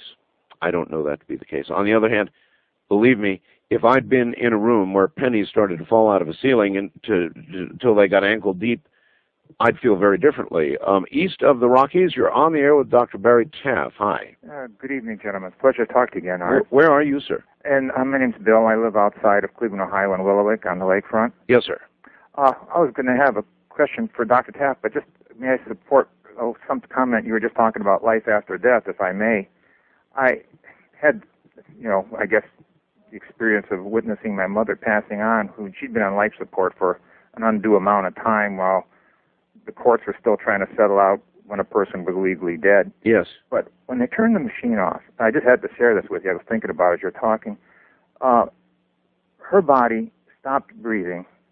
I'd say it's hard to imagine a moment like that. You can't gauge time. But I would guess at least a minute. And I kept watching the scope that had been measuring all the electrical impulses through her body, and Sure. I watched the wave get narrower and narrower and narrower, and then it just dawned on me. I thought she probably taught me the greatest lesson she'd ever taught me throughout my whole experience with her was, yes, there was an energy that went somewhere. As Dr. Taff said, it can't change state, but it went somewhere. It went somewhere, yes. And I had to believe that was her. How else could you explain it? I don't know. Well, I'll give you one story that I can't erase from my mind that was told to me recently. It was a caller, I think, or a faxer. But this person was with a relative like you were when they died. Mm-hmm.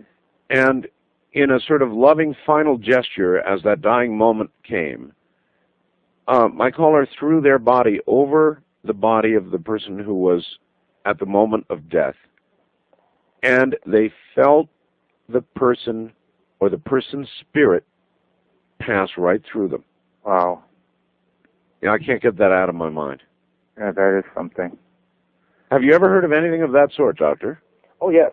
I've heard of it in many different accounts and books. People speak of it, yeah. I've also run into it in various investigations where people describe situations similar to that. Caller, my question, if I... Sure, fire away. This is something that happened to me personally, a good 25 years ago. I was intense in my work as a project engineer, and I'd have occasion to get up in the middle of the night when I was having something trouble me, and I'd work it out, and I was in intense specifications. Probably why I'm recuperating from a heart attack right now. But anyways, we lived a little further west of where we're here now, but we were always, for some reason, lived on the lakeshore. And I was sitting in the dining room working out this situation, this one specification. I kept hearing these little voices going, going in the background, and I said, this kid's up again out next door because they used to sleep out a lot. And then it occurred to me, well, it's well into September, and they couldn't be. Right. So I get up and I walk to the back door, and the window, we had like a porch that had butted our dining room there, and I look out, nobody's there. So, well, maybe I'm hearing things. So I go back, I'm working. This was like 3:30 in the morning. I heard it again.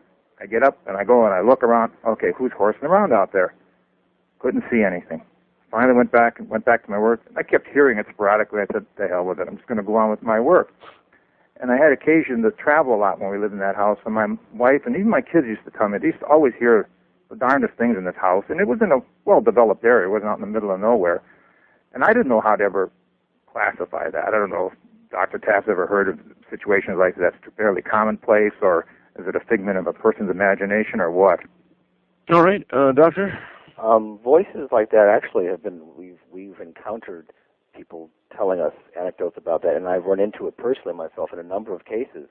One of them I'll discuss, a little later, where we heard them and we repeatedly tried to record them, which didn't succeed. But which would indicate, wouldn't it, that you're hearing them telepathically rather than vocally? Not when 3 or 4 people independently of each other are hearing them. The chance of that being a group telepathic experience would be almost astronomical. Really? What it did was, when the voice-activated recorders were set up, the phenomena just wouldn't occur. When he turned them off, they would occur. So again, indicating an intelligent response, almost an evasive response on the part of the phenomena. And this was another one of our cases that strongly suggested a haunting versus a poltergeist. My God, that must be frustrating for investigators. Right, but then it made up, this particular case, the phenomena compensated for that in other more blatant and aggressive ways. So it was, but those voices that we've run into them, we've heard them, we've in vain attempted to record them, and they've been reported to us by hundreds of people over the years. Yeah. So this is not unusual, although it helps if there's more than one person hearing the voice. A collective sighting or experience or independent corroboration really lends substantiation to objectivity. You're on one scale. I interview an incredible man called Father Malachi Martin. Oh, I know who he is. Yeah, sure. Advisor to 2 popes and the quintessential exorcist. And he's been doing exorcisms for years, and there's no question in this man's mind. But he is convinced, Doctor, that it is a demonic. And when we come back, I see we're at the top of the hour already again.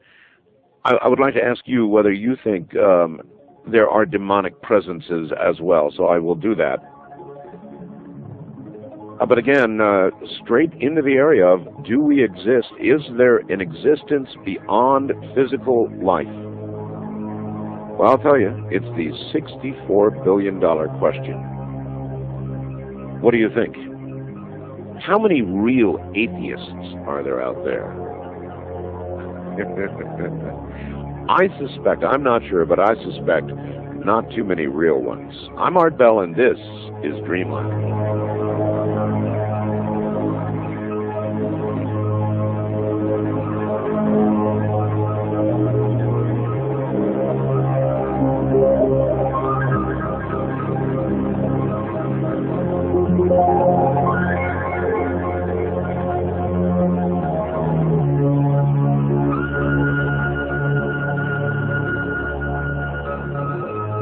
All right, hello there, broadcast.com audience. Let me give you a rendition of the phone numbers again. I see we're getting an excellent response. Thank you all. But this is one wild show. How about the rest of you? You're still a little shaky on whether there might be an existence after this life? I have to admit it, I really am. I'm shaky about it.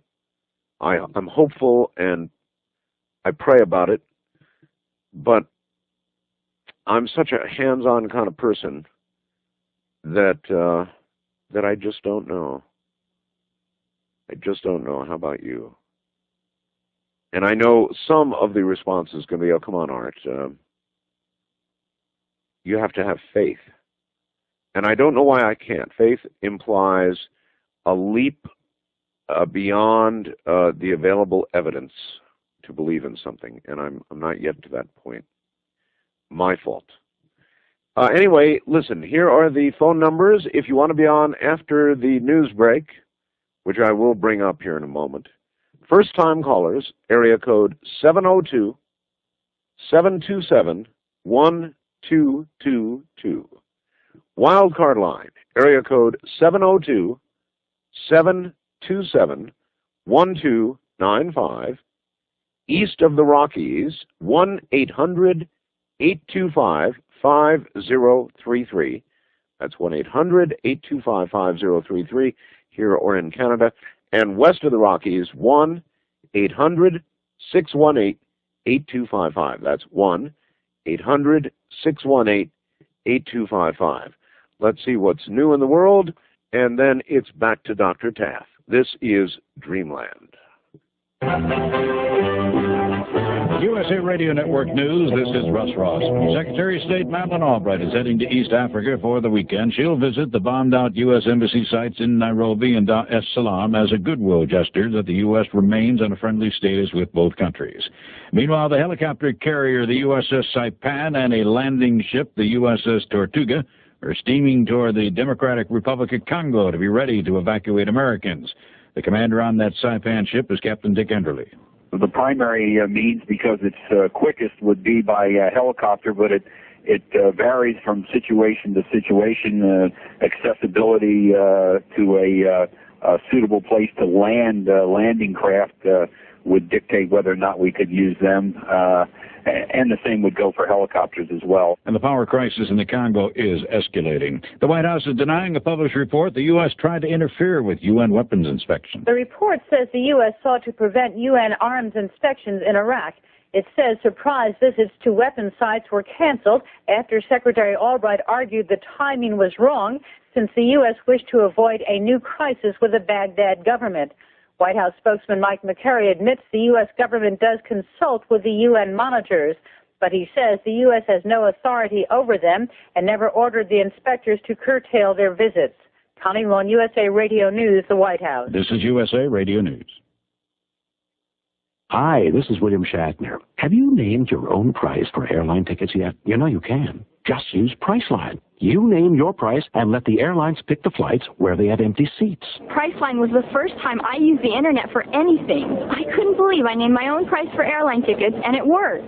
Priceline has sold more than 25,000 tickets to people who name their own price. If you're not one of them, what are you waiting for? I knew there were no guarantees my price would be accepted, but with Priceline, I got my price, and I told my friend, you got to try Priceline. If you can't find a ticket at a price you can afford, you don't need to drive or stay home. You got nothing to lose by trying Priceline. The service is free at the Priceline.com website or call 1-800-PRICELINE. I was desperate. Didn't care what time of day I went. I just needed to get there at a price I could afford. 25,000 people have already named their own price for airline tickets. You could be next. Come to Priceline.com and give it a try. I told you Priceline was going to be big. President Clinton testifies Monday before the grand jury investigating his activities with a former White House intern. Sources at the White House say, depending on how that testimony goes, the president will either make a national televised statement or a brief White House statement. In Bangkok, Thailand, New Jersey Republican Congressman Chris Smith says the government of Myanmar, which is the former Burma, is releasing 17 young activists. 6 of those are Americans, and he says Myanmar did get some bad publicity over this. It certainly brings a lot of a floodlight of scrutiny to the Rangoon military government. The activists were handing out pro-democracy leaflets. Meanwhile, balloonist Steve Fawcett's hot air trip around the world is back on track. We're pretty close to an 090, which is due east, and so the maneuver, it did succeed, and we're very happy with it. Alan Blount is Fawcett's Director of Mission Control. Fawcett's over the Indian Ocean. He hopes to hit Australia in a couple of days. This is USA Radio News. Hi, I'm David Orrick, and I'm proud that over 1 million of my 8-pound Orrick XL hotel vacuums are used around the world. What makes me really proud is that the Orrick XL upright, all of its parts and pieces, are made in the good old USA. To try my American-made vacuum risk-free for 15 days, call 1-800-989-4200. 1-800-989-4200. And if someone tries to tell you that American products are second best, they obviously haven't tried my Orrick XL. Union maintenance workers for Conrail struck the railroad. 3,400 walked off the job over the use of outside contractors. Conrail contends that strike is illegal and is now seeking a court order to end the walkout. The Producer Price Index suggests an increase of 0.2% since the ILATA is with Standard & Poor's DRI. It was another boring number.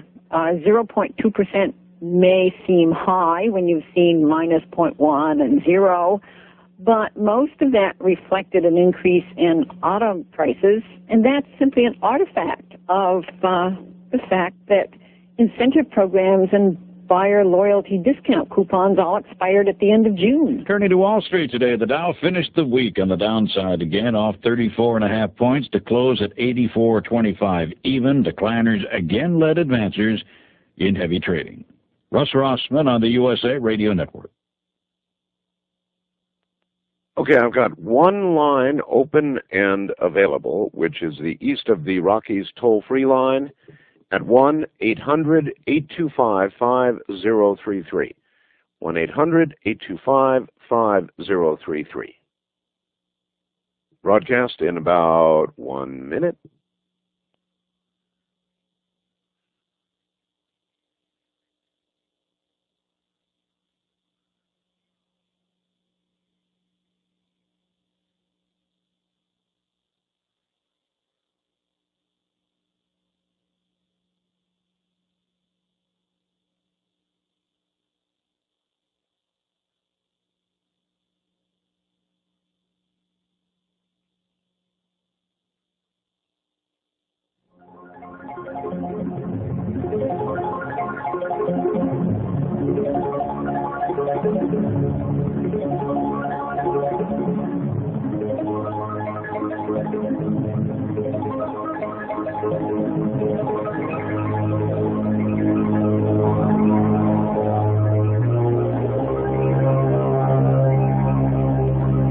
To talk with Art Bell on Dreamland from the Kingdom of Nye. From east of the Rockies, dial 1-800-825-5033. West of the Rockies, including Montana, Wyoming, Colorado, and New Mexico, 1-800-618-8255. If you're a first-time caller to Dreamland, reach Art at area code 702-727-1222. This is Dreamland with Art Bell.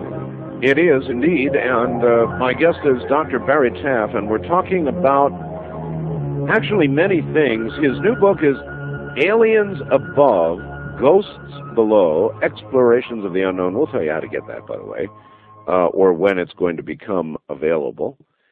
Would love to hear from you. I've got a fax here, and I've got certainly a big question about things demonic. Now, as we were discussing just prior to the break, as you well know, if you're a listener of my show, I've had Father Malachi Martin on many times, and he's a pretty convincing guy when it comes to the fact that these are demonic presences. We'll get back to Dr. Taff in a moment. Most guys just don't get it. But the smart ones understand that females react in a very special, very emotional way to flowers. And Absolutely Fresh Flowers, my sponsor, is a flower farm that sells flowers to the American public, that's you, at a wholesale rate, minus the cost of next-day delivery by FedEx, boom, like that. They will sell you the same number of flowers that a wholesaler would get for that amount of money. And that's a lot of flowers, folks. Believe me, she's going to love them. They arrive next day, courtesy of FedEx, as I mentioned, part of the price, with a card inside, a personalized card from you, with your message of love and caring and your name at the bottom, all handwritten. The kind of service you don't get anymore in this day and age.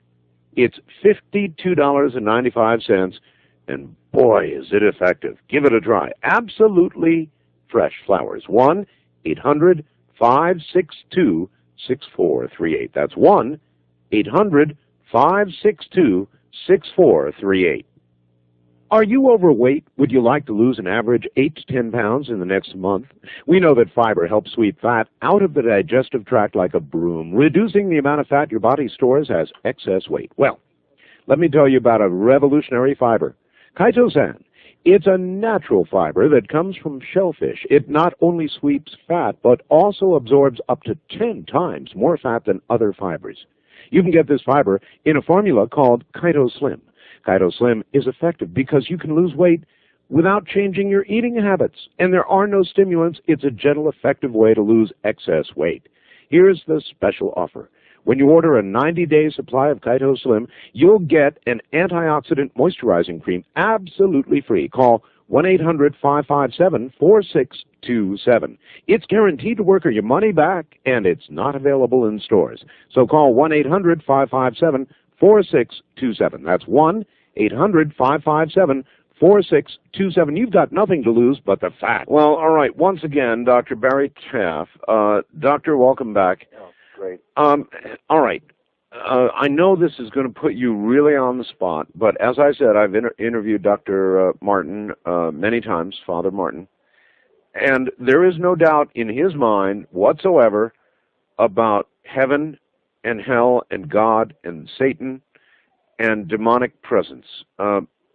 Where does all that fit in, or does it fit in with what you know to be true or suspect to be true? Well, first of all, as a researcher and as an investigator with a scientific, orientation, our desire and intent is to try to document and learn something about the nature of the phenomena. Not much is known about it. It's more speculative at this point. But if you come from a religious perspective, obviously, based on all the writings of the Bible, people have, for millennia have thought this to be demonic, or some people suspected that to be. But basically, it's sort of like the three blind men, holding the elephant. Depending on what you perceive and what you're holding and how you interpret that, you call what you're experiencing something different. I don't even like to deal with the religious implications because it muddies the water. It's difficult enough trying to really establish a credible base of information regarding the phenomenon. When you bring in religious... Well, in other words, when you're taking the scientific approach, the religious angle muddies the water. Oh, terribly so. Doesn't mean it doesn't have any merit. It just means that it just makes everything, it creates more noise than we currently need. All right, and I don't want the audience to take that the wrong way. You're listening to somebody coming at all of this from a very scientific perspective, and that's not putting down religion in any way, if I'm hearing this correctly. It's simply saying we can't mix it in with magnetometers and recorders and video camcorders and the rest of it, right? Right, it's the same thing as sort of like people long ago would say if man was meant to fly, he'd have wings, so don't develop aircraft and don't develop spacecraft. So, all right, well, look, let me go back. I've got a fax here from Kevin who asks about the pennies. I'm curious, too. We didn't really finish that. I mean, you said you were ankle deep in pennies that fell from the ceiling. He asks, what did they look like? Were they new? Were they dated? Did they all have the same date? Were they in circulation? Old? Dirty? What? Pretty much a potpourri. Old, new, dirty, clean. They weren't out of circulation. They were pennies. We never could determine a source, but it didn't end with that. We had fire spontaneously break out in the house. We had a news crew from KTTV, which is now Fox. They were chased out of the house. This is the Hollyman case in Chapter 1 of my book. They were chased out of the house by flying objects. Chased out of the house? Chased. In fact, an ice tray flew at them, a sack of napkins flew at them. When they ran out of the front of the house, Connie Fox, the newswoman, newscaster, there was a Z-shaped stairwell in front of the house, a big stairway. As she ran out of the house screaming, a huge book, flew over the house, flapping its pages like wings. Yeah. Followed her down the front of the house, making 3 distinct angled turns, meaning 9-degree turns, as it followed her down the stairs and dropped at her feet. Holy moly. And she was hysterical. I'd be catatonic.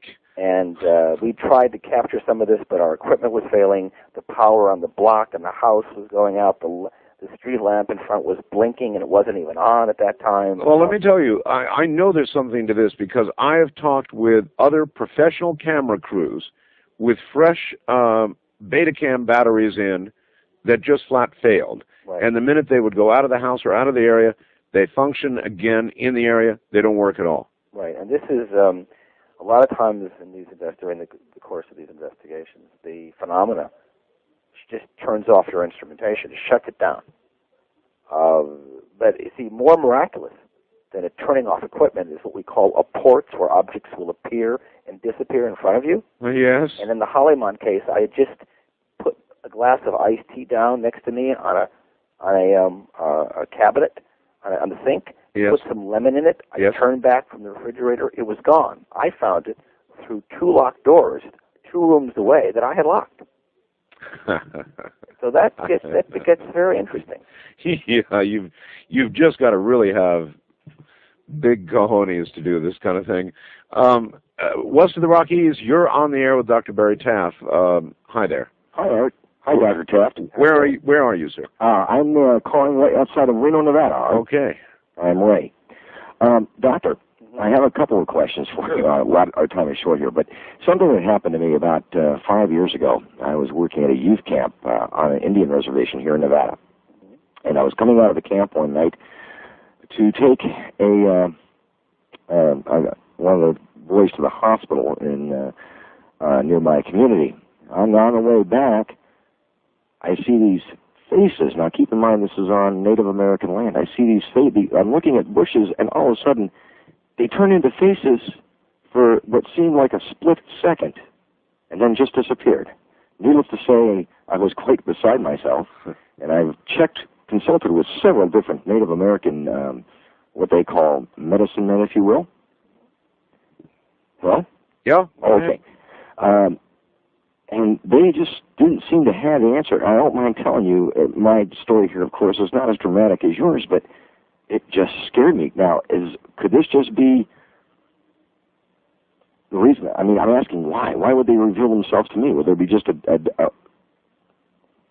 one reason or another? All right. Well, Doctor, let me back that up with something else regarding Native Americans. Denver International Airport was built over what a lot of Native Americans are claiming was sacred Native American territory, ground. And DIA has been absolutely plagued with some of the worst kind of troubles you can possibly imagine. And to this very day, they're having those troubles. So this man encountered what he thought were Native American spirits, ghosts, whatever you want to call them. It's not that uncommon, actually. I've heard many stories over the years of people, not quite identical to what this man has described, but similar in that they've had on Native American, grounds, where they've had run-ins with something that, really unnerved them. Sometimes glowing apparitions, sometimes, full-bodied apparitions, sometimes faces. And the problem is it's really hard to know what it is you're dealing with because it's a subjective experience. You don't have a camera. There aren't a whole bunch of people observing the same thing at the same time. So we're left with, is it the environment that's affecting you, or is it some force in the environment that's trying to subtly communicate with you? No one knows. This is a real hard thing to pin down. And this is a question that I frequently ask people like yourself. Do you anticipate, Doctor, that, number one, during our lifetimes, this question about life after death will be settled? You think that's possible? Oh, unquestionably not. No. Not. I think it's going to be, and I'll tell you that I would be surprised that if there are breakthroughs in this area, which is, problematic at best, but if there were real breakthroughs, that information would probably be withheld or disseminated over a long period of time because it would be very shocking to a lot of people, one way or the other. It's the same thing regarding if, let's say, the whole can of worms regarding the UFO phenomena was dumped in, people's laps. I think it would be extremely destabilizing for our culture. Yeah. Mm-hmm. I do too. People are real content just to move along, live their lives, be happy, have food, have shelter, have friends, have family, experience love and rest and recreation. They don't need their lives disrupted and put into turmoil. And if you start contemplating other worlds that you have no control over, that makes life more difficult. All right.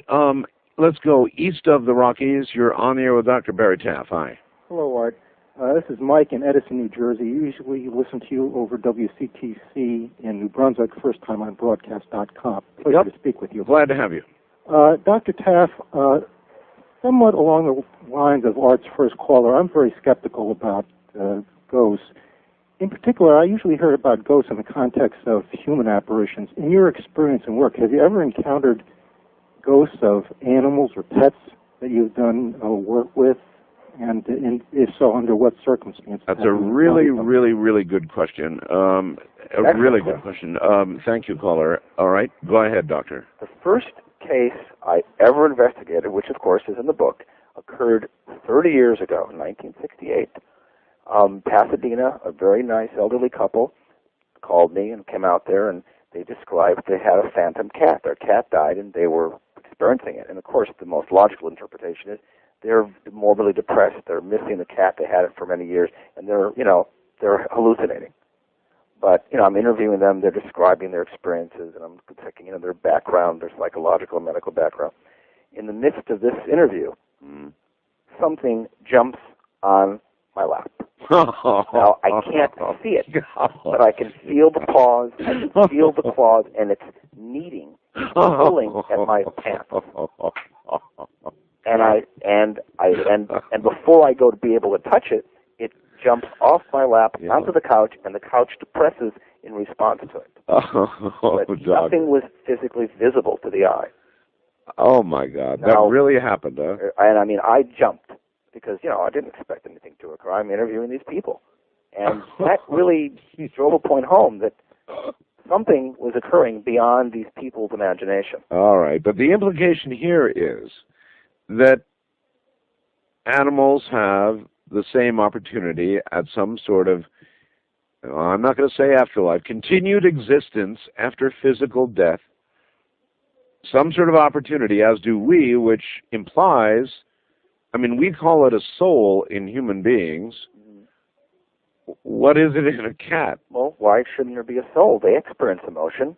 They have likes and dislikes. They have needs and wants. They have feelings. They may be not precisely. Oh, no, it's true. It's true. And they bond very strongly to their owners. You're talking here to a cat person. I've got 3 cats, and so I've also a cat lover. This one got to me a little bit. Oh God, if I were to feel a cat jump in my lap, I know exactly what you mean by the kneading motion. I just don't know how you make it through life, Doctor. I guess because if something isn't a direct or implied threat, it doesn't bother me. If something puts a gun to my head, I'm going to jump. If I see a knife coming at me, I'm going to run. If I see a car plunging towards me, I'm going to, move. But these things, I'm not, well, except for one of the cases we discussed earlier, generally are not threatening. It's just that we don't know what it is, so we have a fight or flight response. You bet. Now, things flying through the air, knives, that sort of thing, or a book chasing me, I absolutely couldn't handle that. Would you say, again, this represents, this kind of real physical manifestation that we're talking about here, represents what, about 10% of the cases? Probably 5. 5. The only reason is that, I should preface this, or clarify it, it's real rare to be in these environments when the phenomena transpires. Most of the time you go out, you interview the people, you do some background checking and questioning, and that's it. It's very uncommon to be there when the phenomena occurs of skin, like being in an airport when a plane crashes. It's like astronomical. So we go in expecting nothing, and most of the time nothing happens. That doesn't mean there's nothing there. It doesn't mean something is there. Just that we are not present with sufficient frequency to encounter the phenomena. Well, of course, followers of most mainstream religions, particularly, at least in the West, would really bristle at even the mention of the possibility of animals having souls. And I'm not sure if you're aware, but there was a study done by a doctor. I had it posted on my website. Way back in the late 1800s, it was a good, sound, scientific a study of people who were measured, actually put on scales at the moment of death, and at the exact instant of death, they lost 3/4 of 1 ounce. Now, they did the same experiment with animals and noted no change. Now, of course, in 1998, you could never in a gazillion years do this kind of an experiment, a controlled experiment. I don't think you could politically get away with it, but there was that one well-documented experiment. I posted it up on the website. It had been myth, and then I finally found it. That would imply that there's an actual weight involved in whatever leaves us at the moment of death. But there's also an alternative explanation, which is a little more prosaic, and that is when the physical body dies, there are processes, ongoing processes that cease, to terminate. Some of these involve hydrostatic pressure, fluid balance, gases, and those collectively might constitute the loss you're describing, that's described in that study. They might, but that was included in the study. In other words, I don't think they had the technology in those days to really deal with that adequately, which might be why. But also, animals being much smaller in their, physical structure might have it might be such a marginal or hard to measure, in other right, words. almost. But again, with current technology and our greater understanding of physiology, both human and animal, we might be able to look at this data with a different perspective and get a greater insight on it. I was talking with one of my, I can't recall which guest now, and I related this recent out-of-body experience I had in Paris. Mm-hmm. And the guest told me, guess what? That's as dead as you're ever going to be. Now, do you buy into that? Well, I don't. Does he mean dead in terms of that's when you die, that's it, and this is like more like an illusion, or I don't quite understand. No, but when he said that's as dead as you're ever going to be, the ecstasy that I felt, that I still can't properly describe in words, honestly. This incredible, wonderful feeling that I felt is as dead as I'm ever going to be. In other words, death will mimic or go beyond even that. Okay, I sort of mostly concur with what you're saying. When I was, as I said, when I was younger, I had a large amount of out-of-body experiences, and it was very pleasant once you overcome the shock of it, the almost trauma. It's a very pleasant, that's right, tranquil experience because you can pretty much go anywhere, by sheer thought. And once you realize that you're not in any jeopardy, it's a very sort of, I guess, it's a profound altered state that makes you really ponder yourself and who you are and where you're going. I know. The whole thing is when you leave your body, what is it that leaves the body, and what is it that perceives the information? And that's what I want to know. And is it really? Can we actually document that people leave their bodies? There does seem to be a body of evidence. Substantial evidence. Yeah, Dr. Charles Tart at UC Davis has done some of the most remarkable research, strongly suggesting that something quasi-tangible can be detected by perhaps animals or instrumentation, and certainly that we can bring back objective information remote from our body. Oh, look, there are so many guests I have on. Dr. Bruce Goldberg. They have actually documented people who have left their bodies, gone to other states, seen things that have then been absolutely verified that could not possibly have been known in any other way. I mean, there's a lot of documented evidence about this. But again, this is something that's done while we're alive. Right. But why wouldn't I should say the reason I agree with what you said earlier is that I believe that the out-of-body experience is probably as close as we can come conceptually to what it's like to not have our body anymore.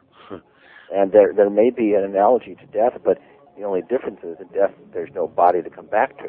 All right, when we get back after the break, I'm going to ask you about your book. And tell me, Doctor, do you think this is going to be your field of study for the rest of your life? Are you locked in now? Oh, unquestionably. I mean, I could no more give this up than I would willingly lose the rest of my hair.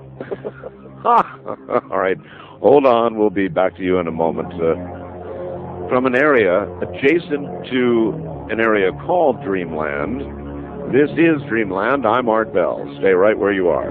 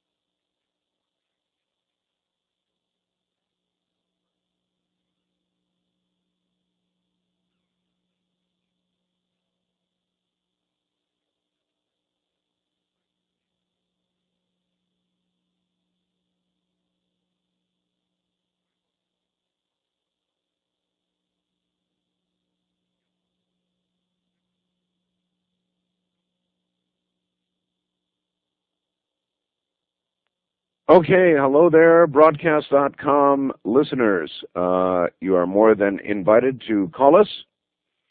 The West of the Rockies line, if you want to pick up the phone and ask a question about a very wide area of inquiry. As you can see, we are having a very, indeed, wide area of inquiry. West of the Rockies, it is 1-800-618-8255. That's 1-800-618-8255. Or east of the Rockies, anywhere east of the Rockies, and this includes Canada as well, 1-800-825-5033. 1-800-825-5033. And I would be particularly interested in any of you who have evidence, or what you think is evidence, of life after death, relatives who have died, that sort of thing. This is going to be an eternal, I don't know if I ought to use that word. Anyway, it's going to be an area of inquiry for me during the rest of my life on Earth. I guarantee that, as Dr. Taff just said. So any questions you have, we'd be glad to take your calls, and glad you're out there on broadcast.com. You can also catch us actually doing the show on the website, on the studio cam, which I've got up right now. You're listening to Dreamland from Nevada.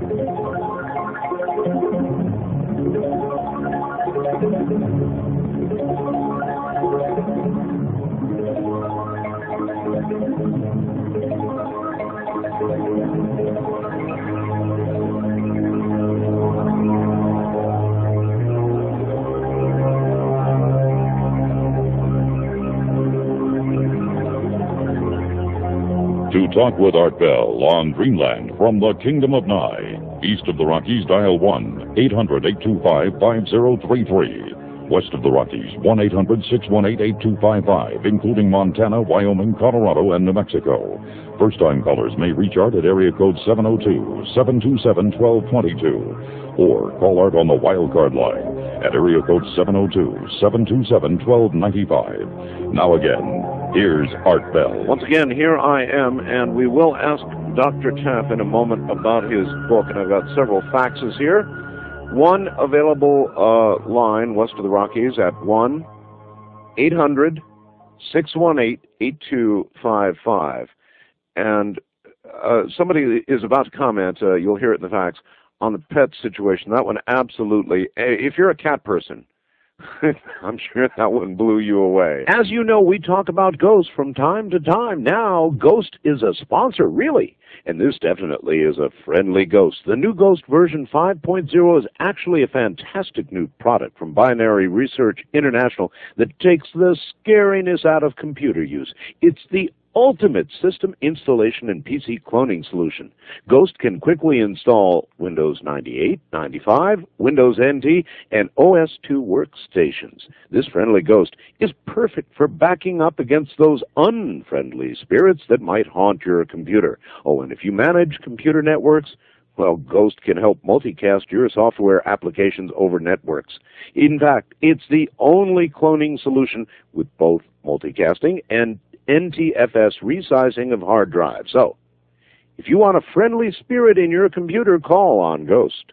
For a free evaluation copy of Ghost, just go up to ghost.com. That's GHOST.com. Or call them toll-free, 1-888-GHOST-98. That's 1-888-GHOST-98. All right, back now, well, not quite back to my guest in a moment. I'm Art Bell, and you're listening to Dreamland. Here's a product that continues to blow me away every day, the Snappy Video Snapshot. It grabs the most stunning pictures from any camcorder, TV, or VCR and puts them right into your PC and costs just $99. In fact, I use my Snappy to get the great photographs you see on my website. The computer industry's gone wild for it. Snappy's won 25 major awards thus far. Nothing wins that many awards. It just doesn't happen except with Snappy. Listen to how the computer experts are raving. PC Magazine proclaimed Snappy the best peripheral of the year. They said, quote, every once in a while, we see a product so impressive, it makes us rethink an entire category. That certainly was the case with Play Inc.'s Snappy Video Snapshot. End quote. Snappy is simply incredible. You've got to see it in action to believe it. I love mine. And for just $99, Snappy is the perfect gift for anyone with a PC. No PC could be complete without one. I want you to check out the amazing Snappy pictures and the company, Play Incorporated, at www.play.com, or go get your Snappy today at computer stores everywhere. All right, now back to Dr. Taff. Doctor, welcome back. Yeah, pleasure to be here. Here's somebody who expresses my feelings. Hello, Art. I hope you're feeling better. I am, thank you. In response to the pet ghost situation, I live in an old Victorian house in Alameda, California. I have several spirits with whom I coexist peacefully. One of my spirits is a Maine coon cat named Taylor. He lived here in the flesh until 94 when he died a few months before his owner, who passed away in June of 94. She's here too. Her name is Sharon. Many times I've seen Taylor's huge, fluffy self, though somewhat transparent. He's also rubbed against my leg, and I have not only felt it, but seen my trouser leg move. I love my spirits, and they love me. They are very protective. Sandra in Alameda. Well, it's certainly a fresh look and attitude towards this phenomenon, that's for sure. And then one other. We talked earlier briefly about voice phenomena. Mm-hmm. And this question, I'm sure Dr. Taff must have some good stories about electronic voice phenomena. And could we hear one? Does he have any? I should have hit you with that in the break when you could have prepared it. Not really. I know other people who are doing the work in it. I haven't followed it that closely. I've read books on the subject. I said I know some of the people doing the work in it. The best I could say is, I think last time I was on your show, I played a tape of a man allegedly possessed, and what was unique about the utterances coming forth from his mouth was they were analyzed by several different facilities, and we were told that this was not a human or an animal. It was a machine, because there were pure sine waves coming out of his mouth, which are impossible to achieve for anything with the larynx. So that made us wonder what's going on. So that's about as close as I've come to, unusual sounds. do you collect sounds from other people, or do you only trust that which you have collected yourself?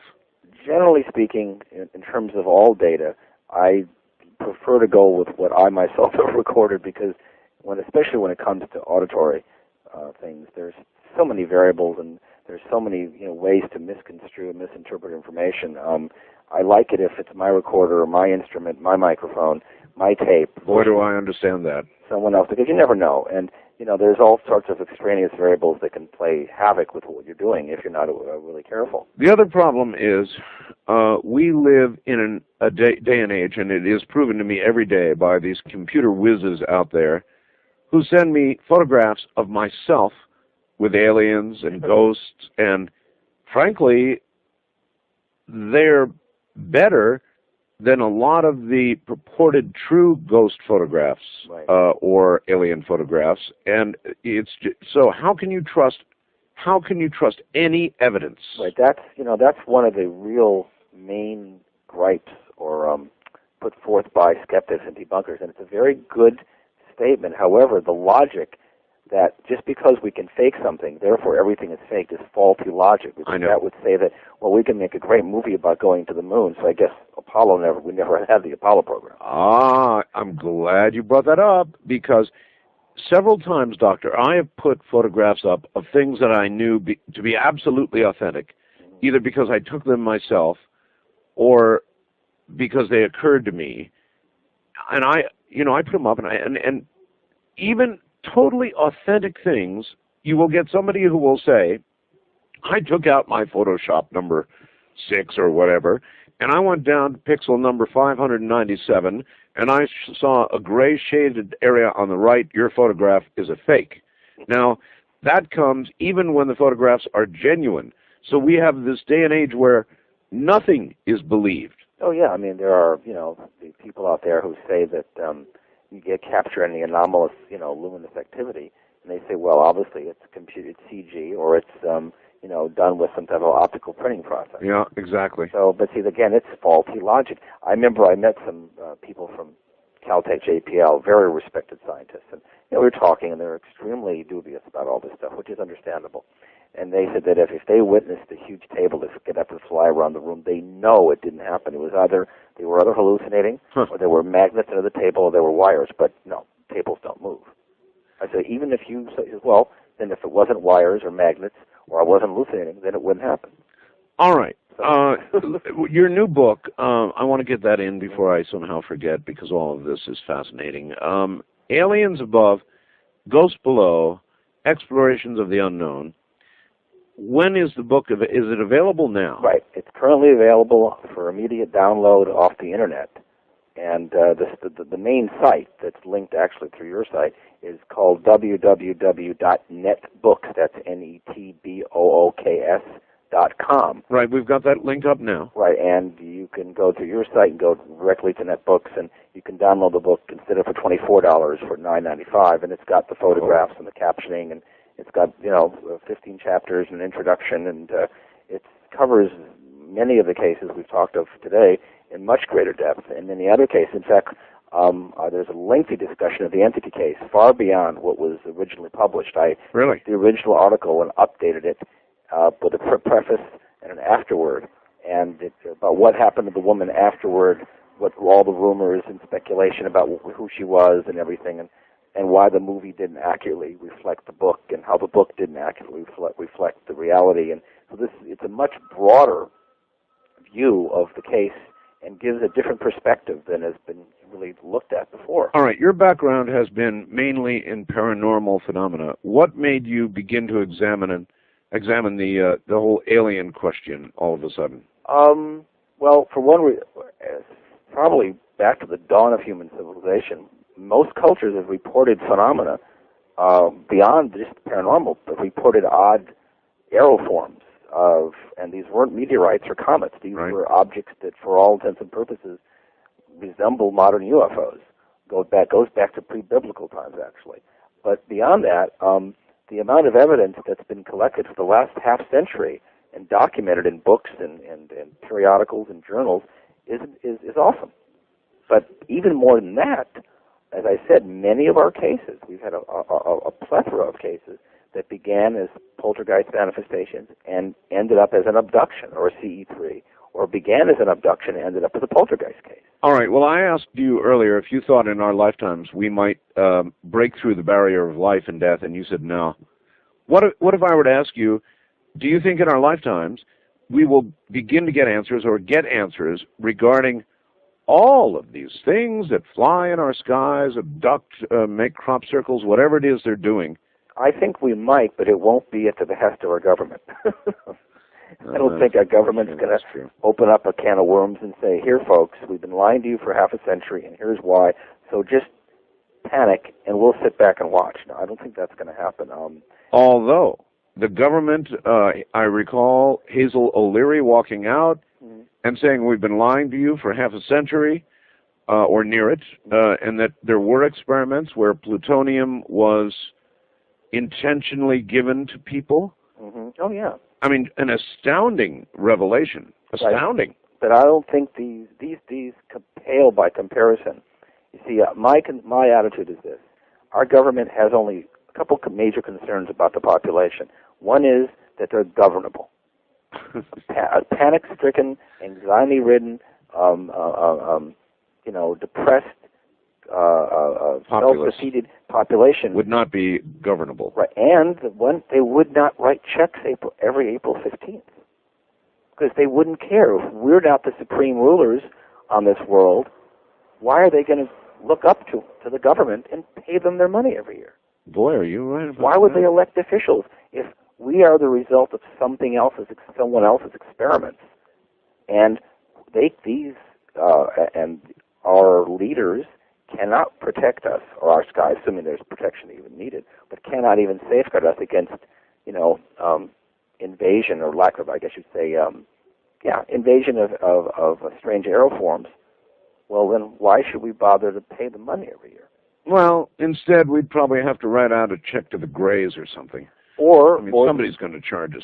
Or, and this goes back to the comments earlier, I think our religious institutions would face radical revision regarding if we're not made in God's image, if we're made in some reptilian humanoid somewhere, some, light years away, decided let's play with pre-humans on Earth and produce humans, and this were revealed, if this were true, it wouldn't have a humbling effect on most people. No, it sure wouldn't. And I get into this in the book, do you? In depth, in the chapter 10. I go into this, but it's called UFOs, the Bottom Line. I get into this in depth about what's going on, and basically, if you knew that the information you were going to disseminate to the people would devastate them and leave them self-negated, and right, would you do it? What's the point? You're trying to keep a society functional and whole and integrated. You're absolutely correct. All right. East of the Rockies, you're on the air with Dr. Taff and Art Bell. Hello there.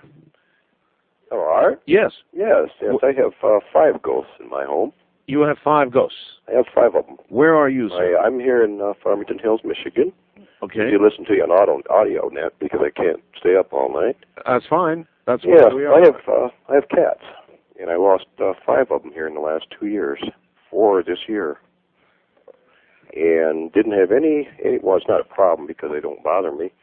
What do they do? I mean, how do you know you've got? How do I know? Yeah. Well, they're here. If I lay down on a couch, you'll jump and you'll hear them on the vinyl, and they'll walk across it, and they want to just sit down like they always did. Or at night, they'll come up and they'll pop up on the bed, and each one always used to have a place of its own. I know. And they'll come up and they'll knead right behind my head. Oh. And one of them last night, my favorite cat, I know it was her, it laid right on my arm. You could feel the weight. Oh, my. It's amazing, and I'm real curious if I can somehow photograph them. Oh, what a good question. And I've got one of these Vicams ordered for my computer. Yes. And it's got night vision. I'm just curious if the infrared might pick it up. Well, that's a good scientifically based question. Doctor, what about that? I mean, if you've got an entity, human or animal, that is obviously present, and you want to try to document this somehow, want to try to photograph, what would you try? Well, we start with the greatest simplicity first. You might try simple Polaroids to see if anything shows up in those shots. You might try those new camcorders that have, like, I think it's called Night Spot or something. Well, it's the new Sony camcorder that now they're claiming can see through clothing. Right, which actually it can, by the way. It can? Yeah, basically you're in the, I think, the 7 to 10 micron region, and that can see thermal emission through clothes. Yeah.